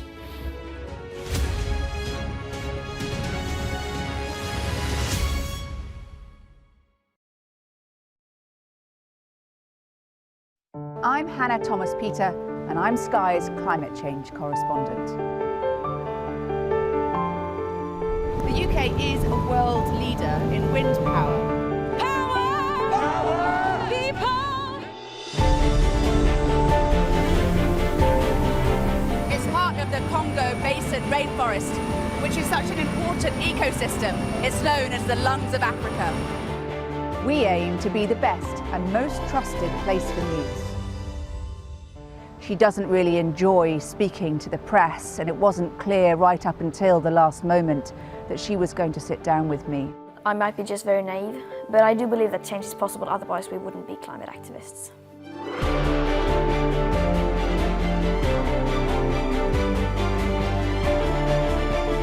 I'm confident for the last 30 years we have known how bad it is.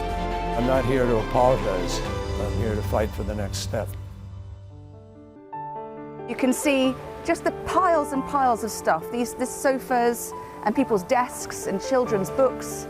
And you can see inside this home here, people trying to sort out their home. It's just been devastating. I think everything's at stake. The future of our planet, the future of the beauty around us, the future of you and me.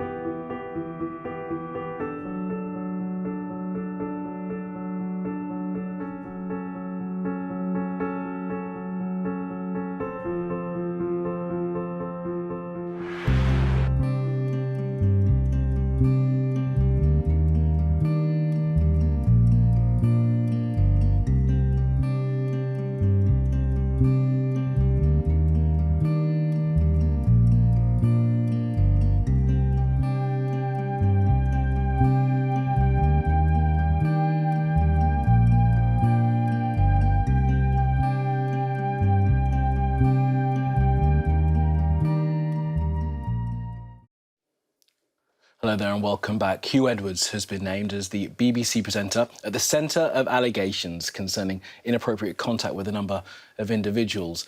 Edwards is the highest paid journalist at the BBC and was named by his wife in a statement that she issued on his behalf, saying he is suffering from a serious mental health episode. The statement appealed for privacy for him and for his family. I'm joined now by the former BBC correspondent, Michael Cole. Michael Cole, thank you very much for being with us this evening. Now, as a former BBC employee, I imagine that some of your colleagues will not only be concerned about Huw Edwards and his health, but also perhaps a little relieved that there is something of a signpost, a closure point for this first part of this story. I'm sure that that's true. You're right on the money there. But let's say, first of all, this is sad, a terrible state of affairs at every level. I mean, tonight a man is in hospital, suffering mental illness, and we don't know what his future will be. His professional life is in tatters. Maybe his whole future is in tatters. And the sadness is redolent in the message from his wife, and we have to remember that there's more than one family involved in this, at least two. A young man whose life has been ruined by the pernicious drug of crack cocaine, and obviously in a family where he doesn't appear to be on good terms with his mother and stepfather. But we also have to remember that only 10 days before this concerned mother rang the BBC with her concerns, Huw, who we see him there, was the lead commentator, the voice of the BBC at the coronation of King Charles III. And that is a terrible thing to have happened, because for the corporation, he was their face. He was the Richard Dimbleby of this age. And as Paul Connew was raising the question, what is future? Does he have a future? Well, first of all, and I wish him well, and I'm sure everybody does, he's got to get well. And as your programme knows, because you deal with it a lot and very expertly, mental health is one of the big stories of this age. And what will decide a lot of things is how much public sympathy there is for him and how much care there's being given to the people who have suffered at his hands while he's been undergoing such illnesses as we don't know about, but which are privately his, but are obviously serious, or else this set of circumstances wouldn't have arisen as it has. No, but I mean, I suppose there is something to take from the fact that the story has moved on from what we first understood there to be a criminal element. The police in London and in South Wales both saying there is nothing for them to investigate. And of course, once that statement had come from the police, the statement from Vicky Flind naming Huw Edwards came shortly thereafter. I wonder how the BBC itself, because I'm looking at some of the monitors, they're obviously reporting this on the news channel right now. I wonder how the BBC itself is feeling internally now. Many of the journalists there knew who was behind these allegations. I wonder how that organisation goes forward from this point. Yes, well, there will be a great deal of relief that the dam has broken, if you will. and that they could begin to deal with it, because I'm afraid in the past they haven't dealt with this. In situations like this, the BBC is ponderous at an elephantine level. It should have reacted much earlier. Tim Daly should have been briefed. I don't know where his wingmen were. When somebody makes an allegation about your top star presenter, the face of the BBC, in such alleged circumstances, vile circumstances, well, you would have thought that the Director General would have been on top of that, because the seriousness of this cannot be exaggerated. And there's plenty of form, I'm afraid to say. We've had the Jimmy Savile case, we've had Rolf Harris, the disgraceful Martin Bashir episode. So there's certainly crisis after crisis.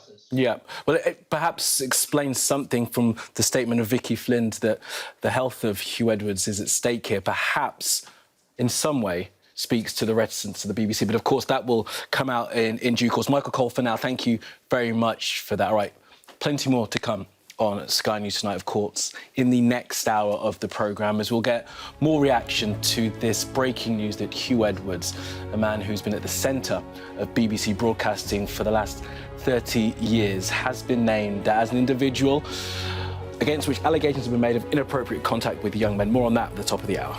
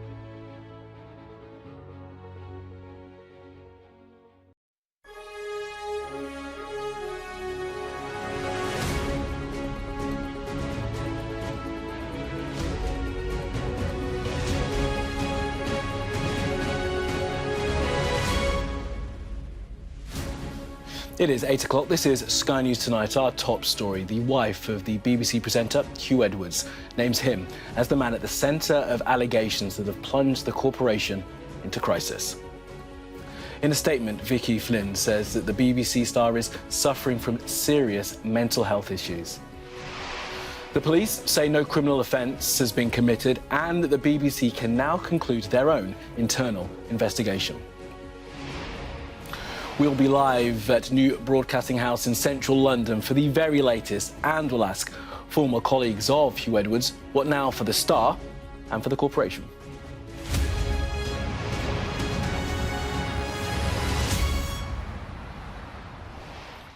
Good evening. Our top story.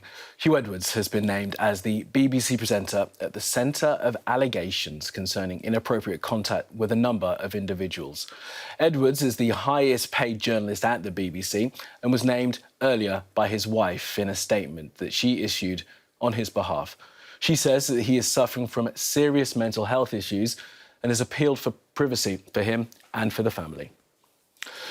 Well, here is that statement from Vicky Flind in full. It says, in light of the recent reporting regarding the BBC presenter, I am making this statement on behalf of my husband, Huw Edwards, after what have been 5 extremely difficult days for our family. I'm doing this primarily out of concern for his mental well-being and to protect our children. Huw is suffering from serious mental health issues. As is well documented, he's been treated for severe depression in recent years. The events of the last few days have greatly worsened matters. He suffered another serious episode and is now receiving inpatient hospital care where he will stay for the foreseeable future. Once well enough to do so, he intends to respond to the stories that have been published. To be clear, Huw was first told that there were allegations being made against him last Thursday. In the circumstances and given Huw's condition, I would like to ask that the privacy of my family and everyone else caught up in these upsetting events is respected. I know that Huw is deeply sorry that so many colleagues have been impacted by the recent media speculation. We hope this statement will bring that to an end. Now, the naming of Huw Edwards comes as the Metropolitan Police say they'll be taking no further action against the presenter. The force said detectives from the Met's Specialist Crime Command have now concluded their assessment and have determined there is no information to indicate that a criminal offence has been committed. In reaching this decision, they've spoken to a number of parties, including the BBC and the alleged complainant and the alleged complainant's family, both via another police force. There is no further police action. As such, the Met has advised the BBC it can continue with its internal investigation. We're aware of media reporting of further allegations against the same individual. No specific details or information about these allegations have been passed to us, and therefore there is no police action at this time. They conclude, should evidence of criminality or safeguarding issues be identified at any point, we would expect matters to be referred to the relevant police force. Now, our Ashna Hurinag is outside New Broadcasting House in central London and joins us now live. Ashna, it's good to have you with us. So, look, a couple of hours now since the name of Huw Edwards has come out, and I guess the post-mortem of exactly what took place now begins. But first, the welfare of Huw Edwards, whose wife says he is in hospital, must be front of people's mind. I think that is a really important point, actually, Kamali. I mean, in the last hour, we've heard a number of guests name-check the previous people who have been at the heart of frenzied stories like this. What comes to mind is the presenter Caroline Flack, and many people have reflected on the fact that this is a man who clearly is going through quite a time of turmoil, is dealing with a number of mental health issues. This is somebody who, in the past, Huw Edwards had spoken about the fact that he has lived with some bouts of depression in the past, and that he continues, as in the words of his wife, Vicky Flind, is suffering with yet another episode. We know that he is currently in hospital and has been admitted as an inpatient. I have to say, though, being down here at the BBC headquarters here in London, looking at the screens that you can just see beyond the glass doors and the distance behind me there, it is a very jarring sight, actually, to look at their broadcasting and look at what is being transmitted and see the face of one of their most senior colleagues, if not the most senior colleague, being talked about in this way. And I think it has been an incredibly difficult time for absolutely Mr. Edwards' family, but also his colleagues too. And we've seen in the past a few days how a number of his colleagues that he's worked with, namely Jerry Vine, Rylan Clark, Gary Lineker, have faced a torrent of abuse, namely on social media, and it has been a case of trial by social media, many of these figures say, who have been forced to come out and say this isn't anything to do with me. This is absolutely, tonight, the biggest development in this story. This has been brewing now for over 5 days, and let us remember, we are talking about now the most decorated newsreader of our time, certainly when it comes to the BBC. This is somebody who has been on air for the number of their bulletins, from the 6 o'clock bulletin to the 10 o'clock news, for over 30 years. Someone who is very much the voice of a nation, who has been the commentator of numerous state occasions, and therefore it gives an insight, I suppose, into why this story has rumbled on for so long. Yes, there has been a huge amount of public interest, and whilst many people in that building behind me will have known that name, it will have been very hard for them to come to terms with it, but also very hard for them to report on a story like this, and difficult for broadcasters too. We were in no position to have uttered Mr. Edwards' name. There is a huge amount of privacy and defamation law that comes into this. So now this, I suppose, his family and his wife feeling empowered to come out with this statement and addressing these allegations, it is quite a powerful moment, I think. And we heard just before Huw Edwards' wife came out with his name from the Metropolitan Police, saying that there is no criminal evidence to be found, and it therefore does not warrant an investigation. That was relating to the primary allegation in this story, an allegation that was first reported by the Sun newspaper, where they alleged that payments totalling of up to £35,000 had been made to a young person who perhaps was aged 17 at the time. Allegations which have not been corroborated as far as broadcasters, but also the police are able to see. As far as the police found, there are no criminal proceedings to be had. There have been a number of allegations that have come out since, but as they say in their statement, unless they see evidence, unless they see further proof, or proof in general, there shan't be anything to answer to. Meanwhile, of course, the BBC will now be allowed to continue their internal investigation, and that will be where the questions will lie. Huw Edwards' statement on his behalf, put out by his wife, said that he did not learn of these allegations until Thursday, 7 weeks after they were allegedly made by the alleged victim's family. So now attention will turn to the corporation behind me, because at the very heart of this, the face of their credibility, the face of their authority, has been suspended from this organisation. Yeah, and Ashna, as you rightly point out, the police, the Metropolitan Police and South Wales Police have both said they are not going to be pursuing any criminal investigation at this stage into this. There's no criminality involved, as we understand it at this point, but it's about his personality, isn't it? And it's about the person that people allow into their homes every night, and on those huge occasions, as we look at Huw Edwards presenting some of the biggest set pieces for the BBC. And the question then begins to be asked, can this man return to our screens? To be really truthful, it is probably quite it's too soon to really say where Huw Edwards will return to the running orders. Is he going to continue in that high-profile role, or is he going to step back into a more junior position, perhaps? But you're right, this is somebody who is hugely trusted, as I say, a face of credibility, a face of authority. He has commentated on Prince William's wedding, Prince Harry's wedding, the funeral of Queen Elizabeth II, and also the coronation of King Charles most recently. There will absolutely be questions for where he fits back into the fold, but for the moment, real questions over the BBC's internal investigation and where they go next. Yep, and that internal investigation will be continuing. Ashna, for now, appreciate that. Thank you so much. Now, let's bring in the media commentator Nigel Pawley, who's joining us now live. Nigel, it's good to have you with us. So, look, Ashna's given us the news element of this, but I want you to try and analyse what you have seen over the past few days and put that in light of what we learned this evening and what we heard from Vicky Flind, the wife of Huw Edwards. Well, it's a tragedy all round. It's been a tragedy unfolding over the past week. Tragic for the people involved. Tragic for Vicky Flind and Huw Edwards' 5 children, who have obviously had huge pressures and will face huge pressures going forward. So no one is really happy about this. And this will be a huge shock. Although the name has been touted on social media, Huw Edwards is the face of BBC News. He did announce the Queen's death. He did cover state occasions.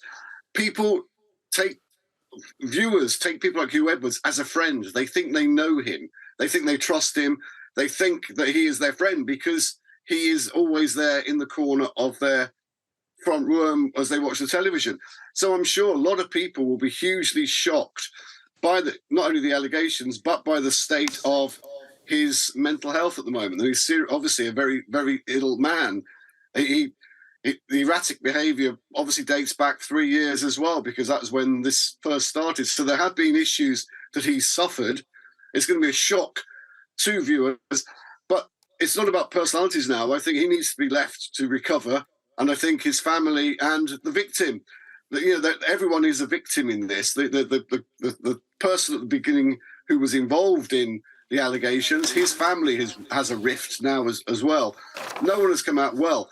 The spotlight now will turn to the BBC and The Sun, and it will turn on both of those, because the BBC, on how much they knew, how much they investigated.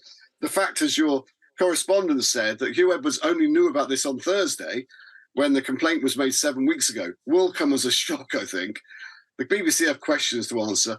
The spotlight will go heavily on The Sun, because they were the paper that broke this story. Well, Nigel, sorry to interrupt you, Nigel, but Sorry, Nigel, sorry to interrupt you there in full flow. We have got some breaking news that's come into The Sun have, in the last few minutes, issued a statement surrounding this. Let me just read this to our viewers, and then you can react off the back of that, Nigel. The Sun say they have no plans to publish further allegations about Huw Edwards and will cooperate with the BBC's internal investigation process, as a spokesperson for the newspaper. So no plans to publish any further allegations.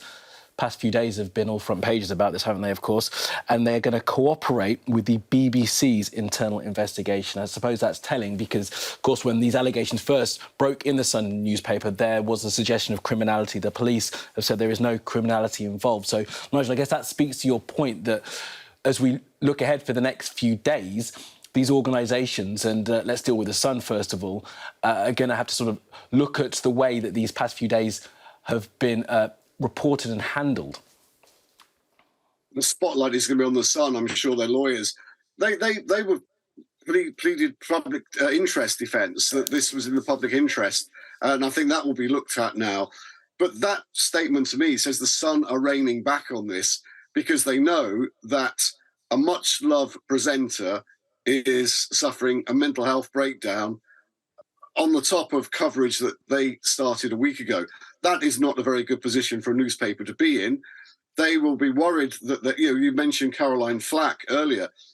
There is a lot. Things have changed over the last few years in privacy issues, and the newspaper now has put the stuff out there. It has played its best card. It has given its best shot at this story, and the story is crumbling as it was originally sold. There is no illegality. The guy at the centre of it has now, his name is out, and there's a lot of sympathy for him because of his mental health issues. Therefore, The Sun cannot go on further with this story because they're kicking someone who's very much down and is not able to have his right of reply either. So now the BBC will continue to investigate. I would imagine they will come up with some sort of report when Huw Edwards is well enough to cope with whatever response on that. You mentioned earlier, will he come back from this? He may possibly. It depends on what the BBC report says, but it could be that at the age of 61, BBC used to retire people at 60. He may well take a health reason out of the BBC. Who knows? But at the moment, he needs to get well, and his family needs to be left alone. Yeah, I think most people watching will agree with that, Paul, for now. Nigel Pawley, do appreciate your analysis. Let's go back to New Broadcasting House and bring Ashna back here. And Ashna, just pick up for us, if you can, on that latest statement that we've had from the Sun newspaper and their decision as to how they are going to be reporting this story for the next few days. Yeah, this is, as your guest just mentioned there, Kamali, it appears to be reining back in from some of that reporting over the last few days in light of what we know now. So we've had an extended statement from a spokesperson on behalf of The Sun, who they say the allegations published in The Sun newspaper were always very serious. Further serious allegations have emerged in the past few days. It is right, they say, that the BBC's corporate investigations team continues to investigate these thoroughly and deals with them in a way they think is appropriate. The Sun will cooperate with the BBC's internal investigation process. We will provide the BBC team with a confidential and redacted dossier containing serious and wide-ranging allegations which we have received, including some from BBC personnel. The Sun has no plans to publish further allegations. We must also re-emphasise that The Sun at no point in our original story alleged criminality, and also took the decision neither to name Mr. Edwards nor the young person involved in the allegations. Suggestions, this statement from the Sun newspaper goes on to say, suggestions about possible criminality were first made at a later date by other media outlets, including the BBC. From the outset, we have reported a story about two very concerned and frustrated parents who made a complaint to the BBC about the behaviour of a presenter and payments from him that fuelled the drug habit of a young person. We reported that the parents had already been to the police, who said that they couldn't help. The parents then made a complaint to the BBC, which was not acted upon. It is now for the BBC to properly investigate. So a lengthy statement there from the Sun newspaper reacting to what we now know, and the statement issued by Vicky Flind, the wife of the BBC News presenter Huw Edwards. And the Sun saying there they are now going to work with the BBC's investigations team to look over and investigate these matters. It's interesting in this statement that they reference the fact that they will hand over unredacted information that they have collated before publishing this story, which they say contains serious and wide-ranging allegations, which we have received, including, they reference, some BBC members of staff. But it is clear, though, that they emphasise at this point they are not going to report any further stories relating to Mr. Edwards. And it's interesting also within this statement is they re-emphasise the fact that they didn't, in the original publishing of that article, say there had been any form of criminality. But it is now, they say, with the BBC's investigations team and their a matter for them to investigate. But they do say, the newspaper, that they are now willing to work with them.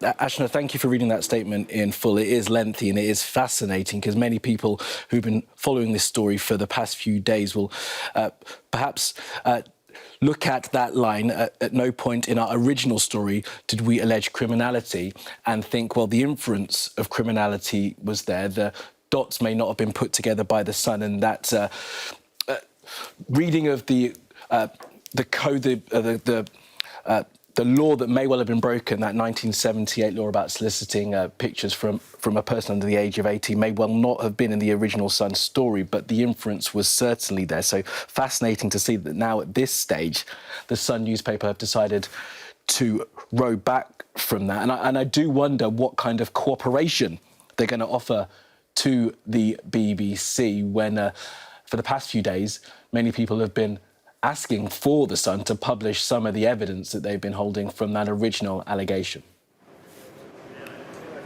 And people were wondering, where are these alleged bank statements? There are programmes which you can illustrate such evidence if you have it.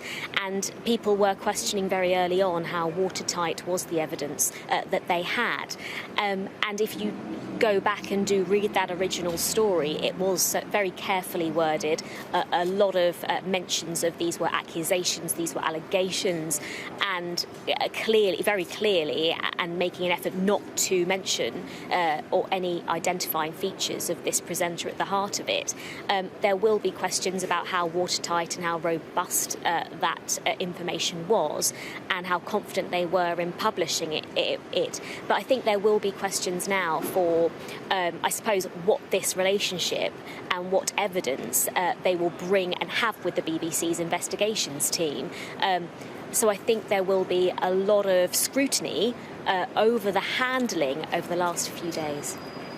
I think you're right, Ashna. All right, for now, Ashna Hiranaga, New Broadcasting House, do appreciate that. All right, you're watching Sky News tonight, and still to come, we're going to have plenty more reaction to the news of Huw Edwards being named as the presenter at the centre of the scandal surrounding the BBC.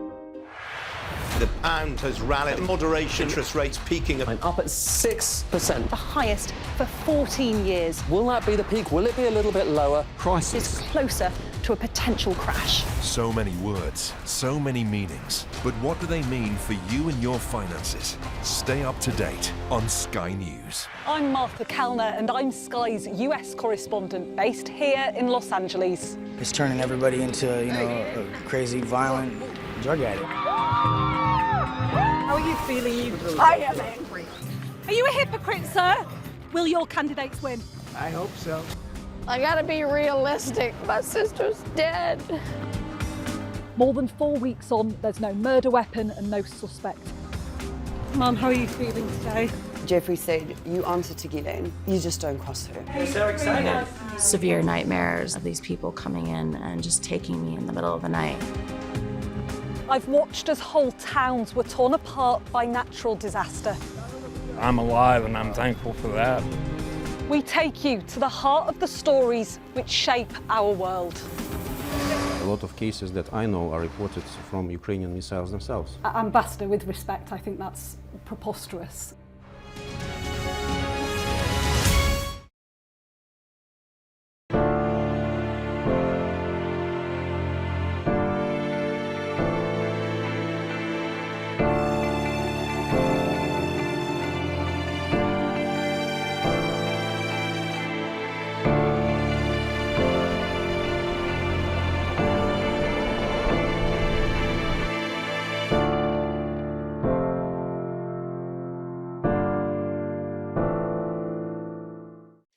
Hello there and welcome back. Now, after almost a week of intense speculation, the BBC newsreader Huw Edwards has been named as the man accused of paying a teenager for explicit photographs.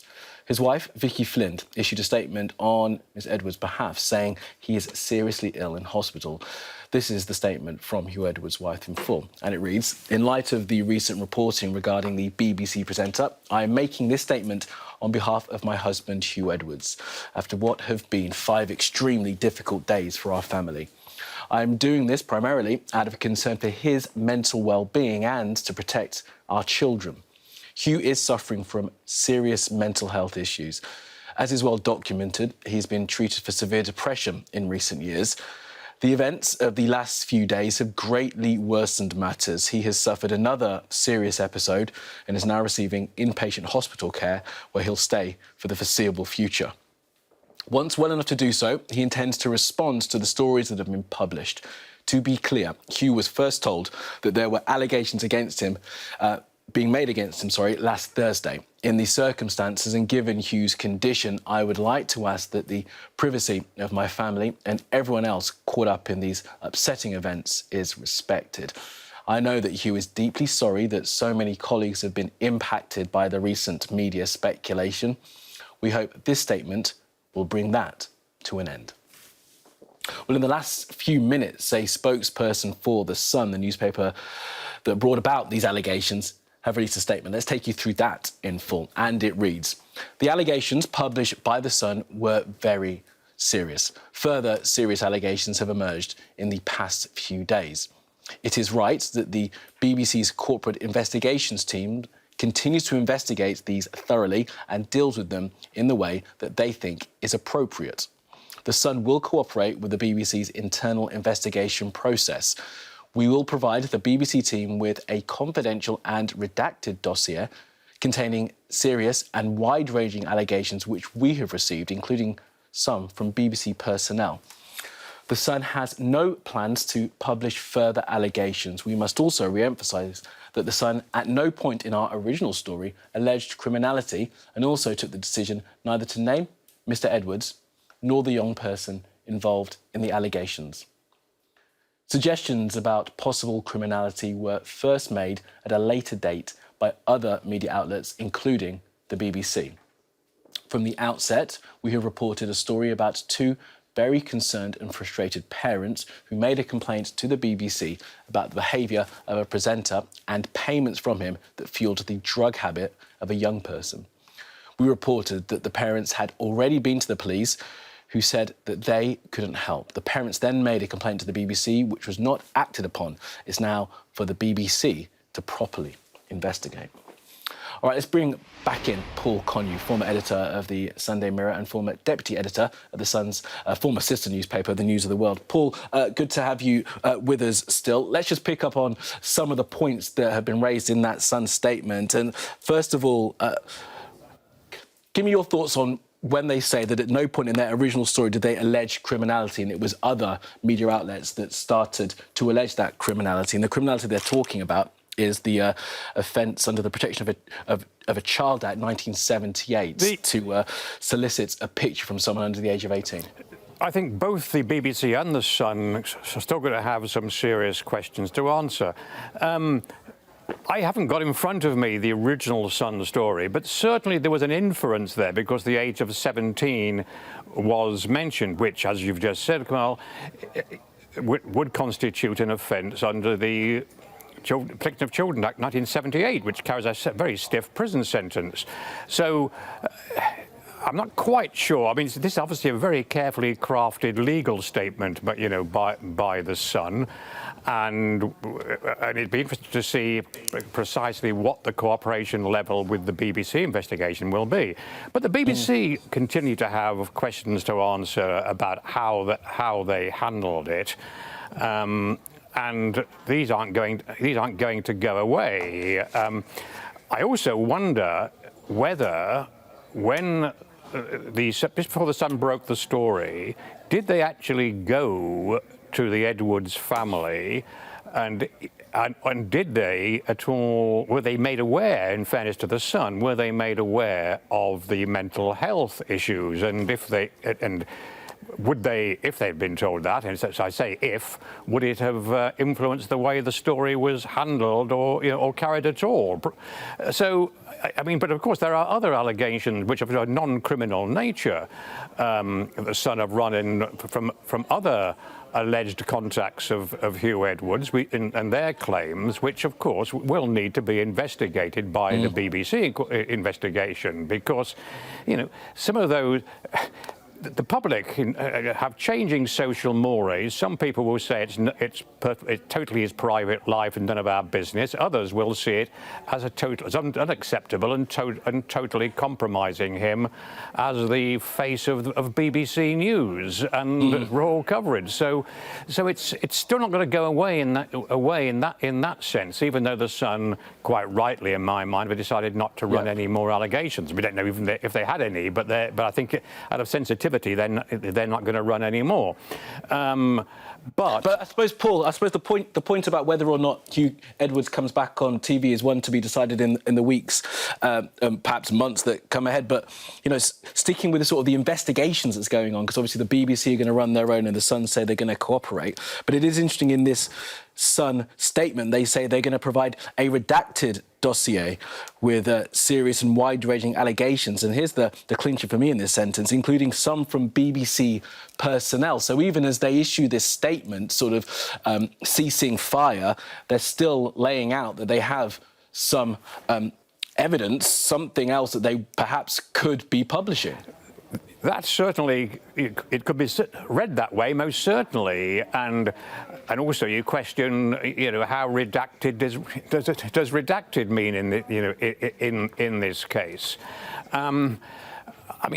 But on the BBC's part, of course, I'm the editor who was legally thwarted from exposing Jimmy Savile back in 1994, and after that and other scandals, the BBC publicly pledged that they put in tough red flag internal warnings and investigation systems in place, but they've certainly failed in this one in terms of how this has been handled and the pace at which it's been handled. Now, we don't know the strength of the Sun's reports in terms of exactly what Huw Edwards did or didn't do, or but obviously some things happen. That's absolutely Paul, clear. there's been no denial of the exchanging of money there, has there, in the statement from Huw Edwards' wife as well? You would expect, if that was complete fabrication, that might well have been in the statement from the family.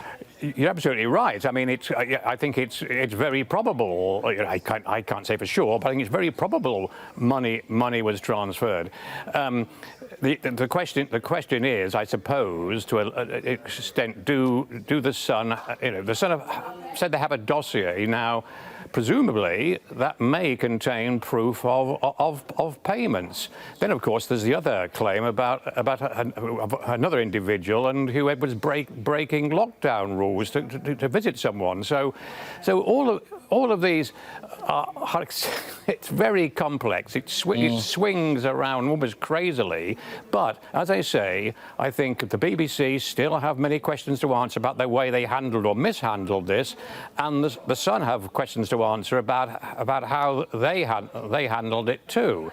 I suspect that sometime, probably not after the summer recess, the Commons Media Select Committee will be having one of their meetings on this one, calling everybody before it, and then issuing a report, and that may well at least have some influence on Huw Edwards' future. Although I suspect that from the statement, I suspect that Huw Edwards probably and his family don't really expect him to be coming back to the BBC. Certainly not in the role that he's filled for the last 20-odd years. Yeah, perhaps not, and the BBC will perhaps have to strengthen some of those measures that they brought in, as you rightly point out, after your reporting around the Savile affair. Paul Conn, you really appreciate your expertise on this particular subject. Stay with us, thank you very much, because you are watching Sky News Tonight. And still to come, I'm going to be speaking to John Sargent, the journalist and former colleague of Huw Edwards.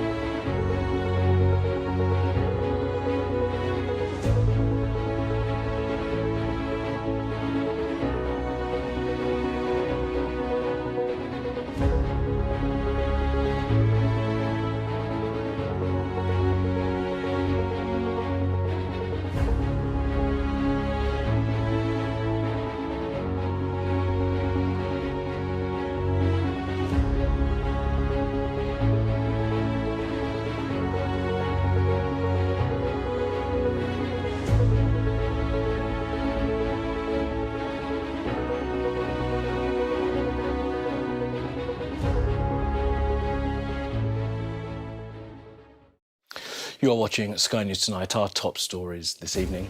The BBC News reader Huw Edwards has been named as the man at the centre of a scandal which has engulfed the corporation. His wife, Vicky Flind, released a statement on his behalf saying he's in hospital being treated for serious mental health issues. Huw Edwards was identified after the Metropolitan Police said they had concluded their investigation and found no evidence of criminality.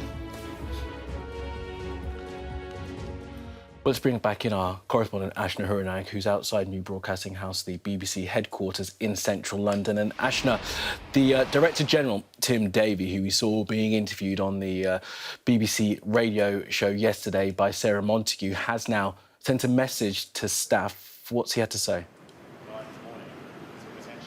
Yeah, this is an internal email that's been sent to all members of staff at the BBC, and it reads in a message, "This will no doubt be a difficult time for many after a challenging few days," the Director General says. "I want to reassure you that our immediate concern is our duty of care to all involved." It's likely we're going to hear a more fuller statement from the BBC, from the corporation, in the coming few minutes. But that message there sent by the Director General, Tim Davie, who yesterday, as you mentioned, Kamali, not only faced questions from its own corporation, but also had to answer questions following the BBC's annual report, in which it focused very heavily on funding and what I suppose is quite an interesting turn of events, actually mentioned the fact that it had some of its highest paid members of staff on a list, of which Huw Edwards was named the fourth highest paid member of staff within the BBC and the highest paid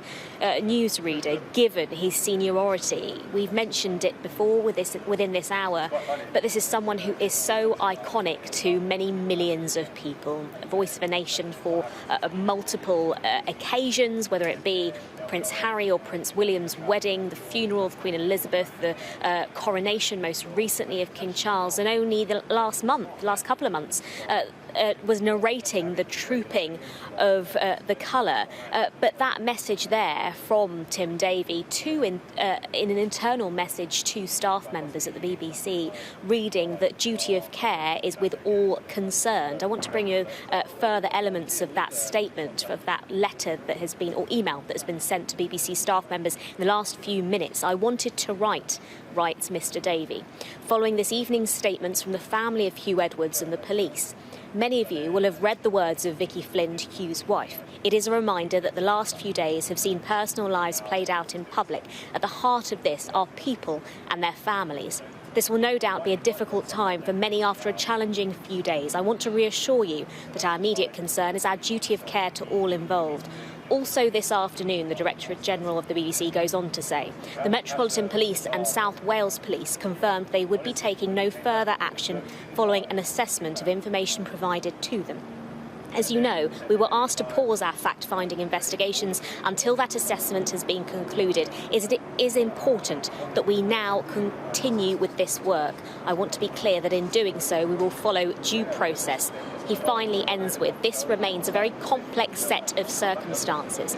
As we have done throughout, our aim must be to navigate through this with care and consideration in line with the BBC values." That is a statement in the last few minutes that was sent to the inboxes of BBC staff, responding to what we now know this evening, that Huw Edwards is the suspended presenter at the heart of these allegations. OK, Ashna, for now, thank you so much for that. Ashna Huranag there reporting from New Broadcasting House. Let's bring in now John Sargent, the BBC's former chief political correspondent and a friend and colleague of Huw Edwards. John Sargent, thank you so much for being with us this evening in what might be a really trying time, not just for Huw, of course, but for his family and those that know him well. Tell us about Huw the man.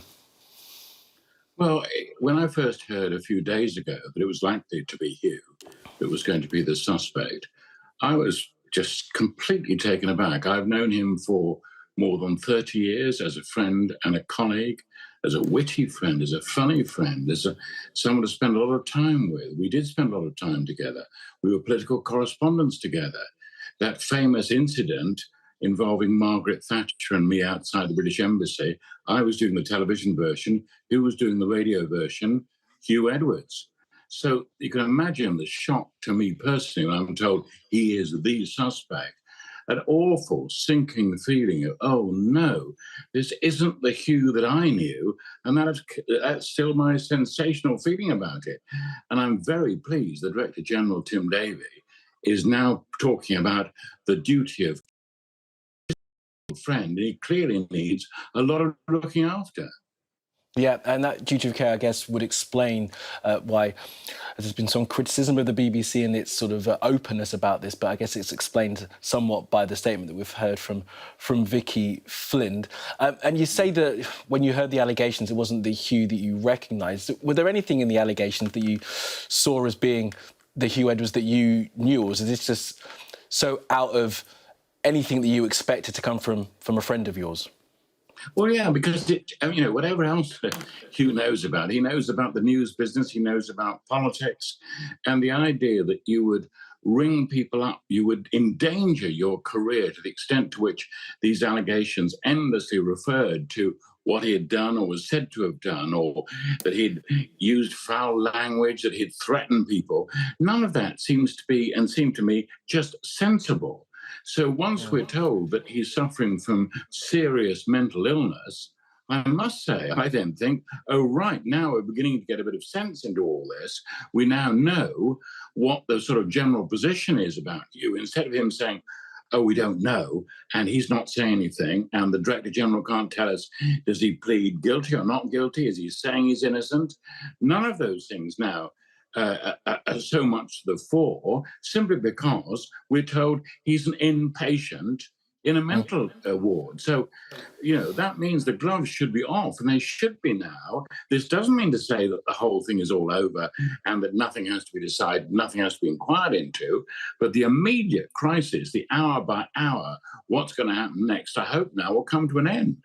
Yeah, well, that remains to be seen, doesn't it, John Sargent? The Sun have said they're not going to be publishing any more allegations, but cryptically within their statements saying they do still hold some information that they're going to share with the BBC.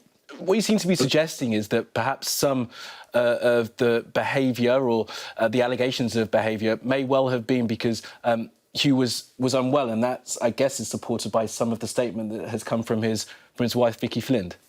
Well, that's what his wife Vicky is saying. And if she says he's an inpatient, he's inpatient in a hospital, well, I mean, you certainly can't say, oh, I'm not sure I believe that. And the Sun are right to then think, OK, for the moment, we row in with the BBC investigation and meaning really throttle back, folks. This has been an amazing sort of media frenzy, and you can't go on and on when there's someone, in fact, who is, it may be, dangerously ill. I mean, we don't know this, but we see certainly, as I say, from my point of view, I just think, oh, come on, Huw, what can we do to help? Now, this doesn't mean, as I say, let me stress this, it doesn't mean to say, oh, so that's it, so nothing wrong has happened, nobody's made any mistakes. No, people have made mistakes. This has been extremely serious, and it's more serious from now on, because we know there will be more and more fake claims of people saying things and doing things because of all the skill of artificial intelligence and fake news stories. So this is something we all have to live with in one way or another, and we also have to live with the real dangers of mental health and principal health. But look what happens when there's a real crisis. Are we all frank and open and just say, oh, yes, this is just like an ordinary illness? It's not like an ordinary illness. It's more difficult to cope with. It's more embarrassing, and it requires much more care, compassion, and above all, understanding. Yeah, and if something does come out of this, I guess that would be something to take, that there perhaps will be a better understanding and more time taken to try and understand the full context of stories before, as you say, media frenzies begin. But that said, the BBC perhaps will have some questions to answer, and the Sun as well, in the coming days and weeks, in terms of how they dealt with it. Because there was a long time period before what I think we can accept was a fairly serious allegation at the very beginning. No criminality, but still a serious allegation about a major star that was left unanswered for a number of weeks, while parents of a person who were very concerned about that young person and their health were left to wonder what was happening. Quite, no, I agree. All those are extremely pertinent and serious issues. They've got to be considered. What action was taken? Were the BBC right simply to email and to make a phone call that didn't get through. Was that enough to delay the process? Clearly something sort of odd and strange and difficult was happening. They should have taken it more seriously. I've now no doubt about that. They should have said, well, this isn't like Huw. We can just check. We can look into that. It doesn't seem to be right. And they would have perhaps got to the answer much more quickly if they hadn't hidden behind this sort of idea of, oh, well, all our processes were this and we did that and so on. No, somebody, in fact, with much more common sense and knowledge should have moved much more quickly at the beginning.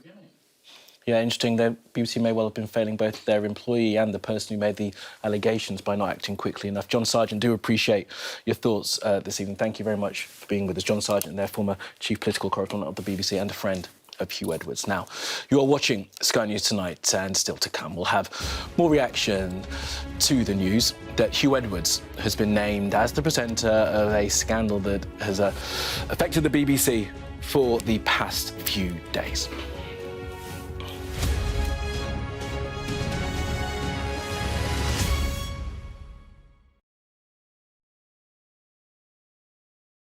I'm Hannah Thomas-Peter, and I'm Sky's climate change correspondent.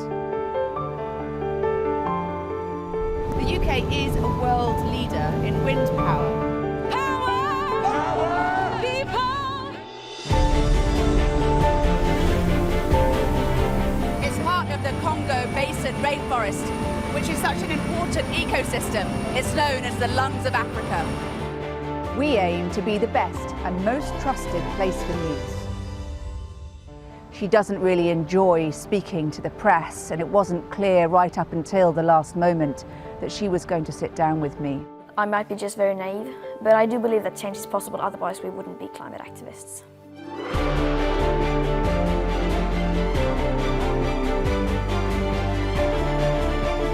I'm confident for the last 30 years we have known how bad it is. I'm not here to apologize. I'm here to fight for the next step. You can see just the piles and piles of stuff, these sofas and people's desks and children's books. And you can see inside this home here, people trying to sort out their home. It's just been devastating. I think everything's at stake. The future of our planet, the future of the beauty around us, the future of you and me.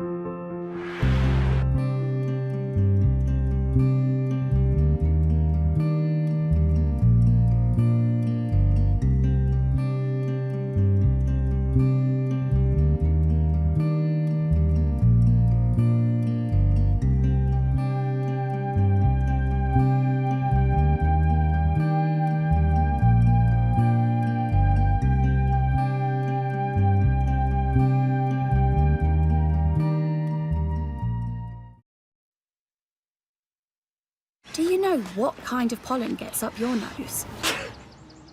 Sky News Pollen Reports, brought to you by the Kleenex Your Pollen Pal app. Parts of the UK will see rain again tomorrow morning. Some of it will be heavy and thundery, but northern England looks mainly dry. Ireland will see more general rain taking over the southwest. It's going to be windy in many places. The rain over Ireland will take over the north during the afternoon, while Scotland and Northern Ireland will keep a fair few showers. England and Wales will see those showers mostly dying out. The unsettled conditions mean pollen counts will be moderate for most, rising to high in parts of the drier east.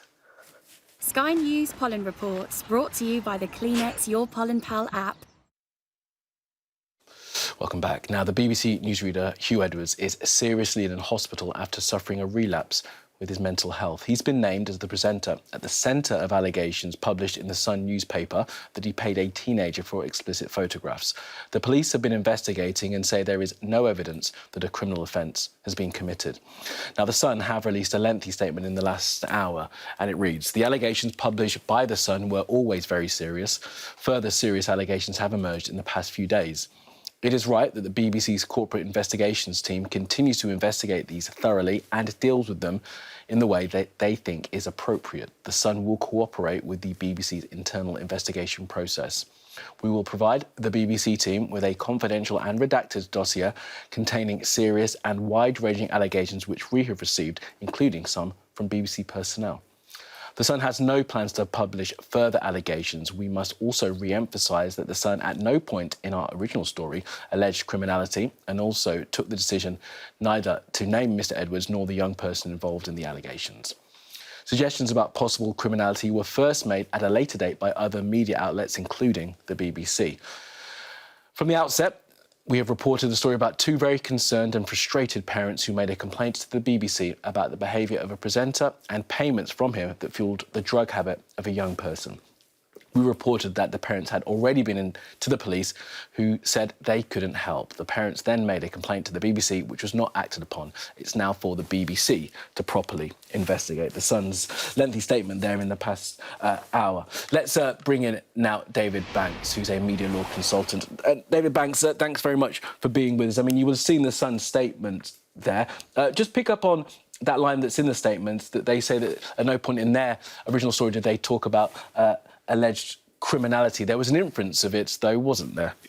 And I think that's kind of central to the public interest of the story, because if you haven't got that intimation of something that might possibly be serious enough to be criminal, then you are then purely doing a story about something which is much more private. It's only the possible criminality, really, that pushes it into possibly being a matter of public interest. And that's why the Metropolitan Police statement today was so interesting. That they have very quickly, you've got to say, for given the nature of the allegations, they have very quickly established no evidence of any criminality and further action to be taken.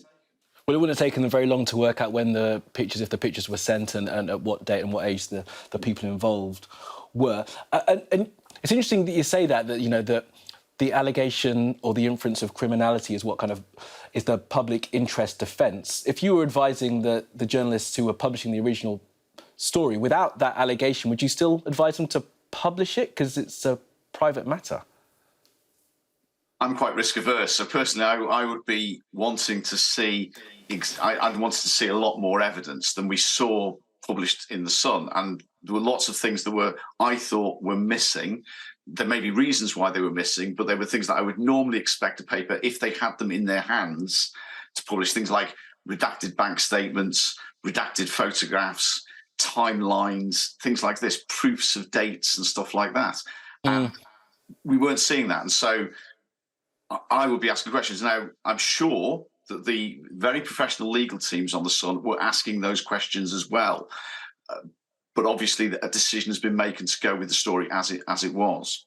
Yeah, and as this unfolds in the next few days, I'm sure those kind of questions will be asked, and perhaps more will come to light about that. Just staying with the statement, and you mentioned sort of the publication of redacted bank statements or something to back up some of the evidence. The Sun have said in their statement that they will provide redacted dossiers containing serious and wide-ranging allegations to the BBC to help with their investigation. And as I mentioned to one of our contributors earlier, as they sort of stop publishing allegations about Huw Edwards, they sort of keep in abeyance that they've got more allegations that they could publish. Well, yeah, and I thought that's an odd line. I thought an odd line for them to publish in the statement. So saying we're not going to publish anything more, but we've got more. And in situations like this, it's kind of inevitable these things happen. We've seen it with other people who were innocent and accused of things, and then people from their past come out of the woodwork saying all sorts of stuff about them. None of us are perfect. We've all got failings, and sometimes this kind of publicity gives people an opportunity to have a dig. So we really don't know what that content is, and I guess the BBC will have to sift through it and see how serious it is, whether it contributes to their inquiry or whether it is inconsequential. Yeah, and as you mentioned earlier, of course, the police are saying no criminality is involved in any of this, and it's worth remembering, I mean, so much has happened in the past few days that the person, the centre of the first allegations, came out with their own statement from their lawyers saying that nothing untoward had happened. I mean, I don't want to get you to make predictions as to where this goes from here, but I guess that serious questions need to be asked about both the BBC and The Sun going forward about this reporting. I think so. I mean, you know, it may well be that The Sun have, you know, explanations for all the decisions they took editorially. I think that all of us in media need to consider now what happens when we do a story that hints at something in the knowledge that social media will with it. And I think that's something we have to think about as a society, about the way in which social media will. Okay, David.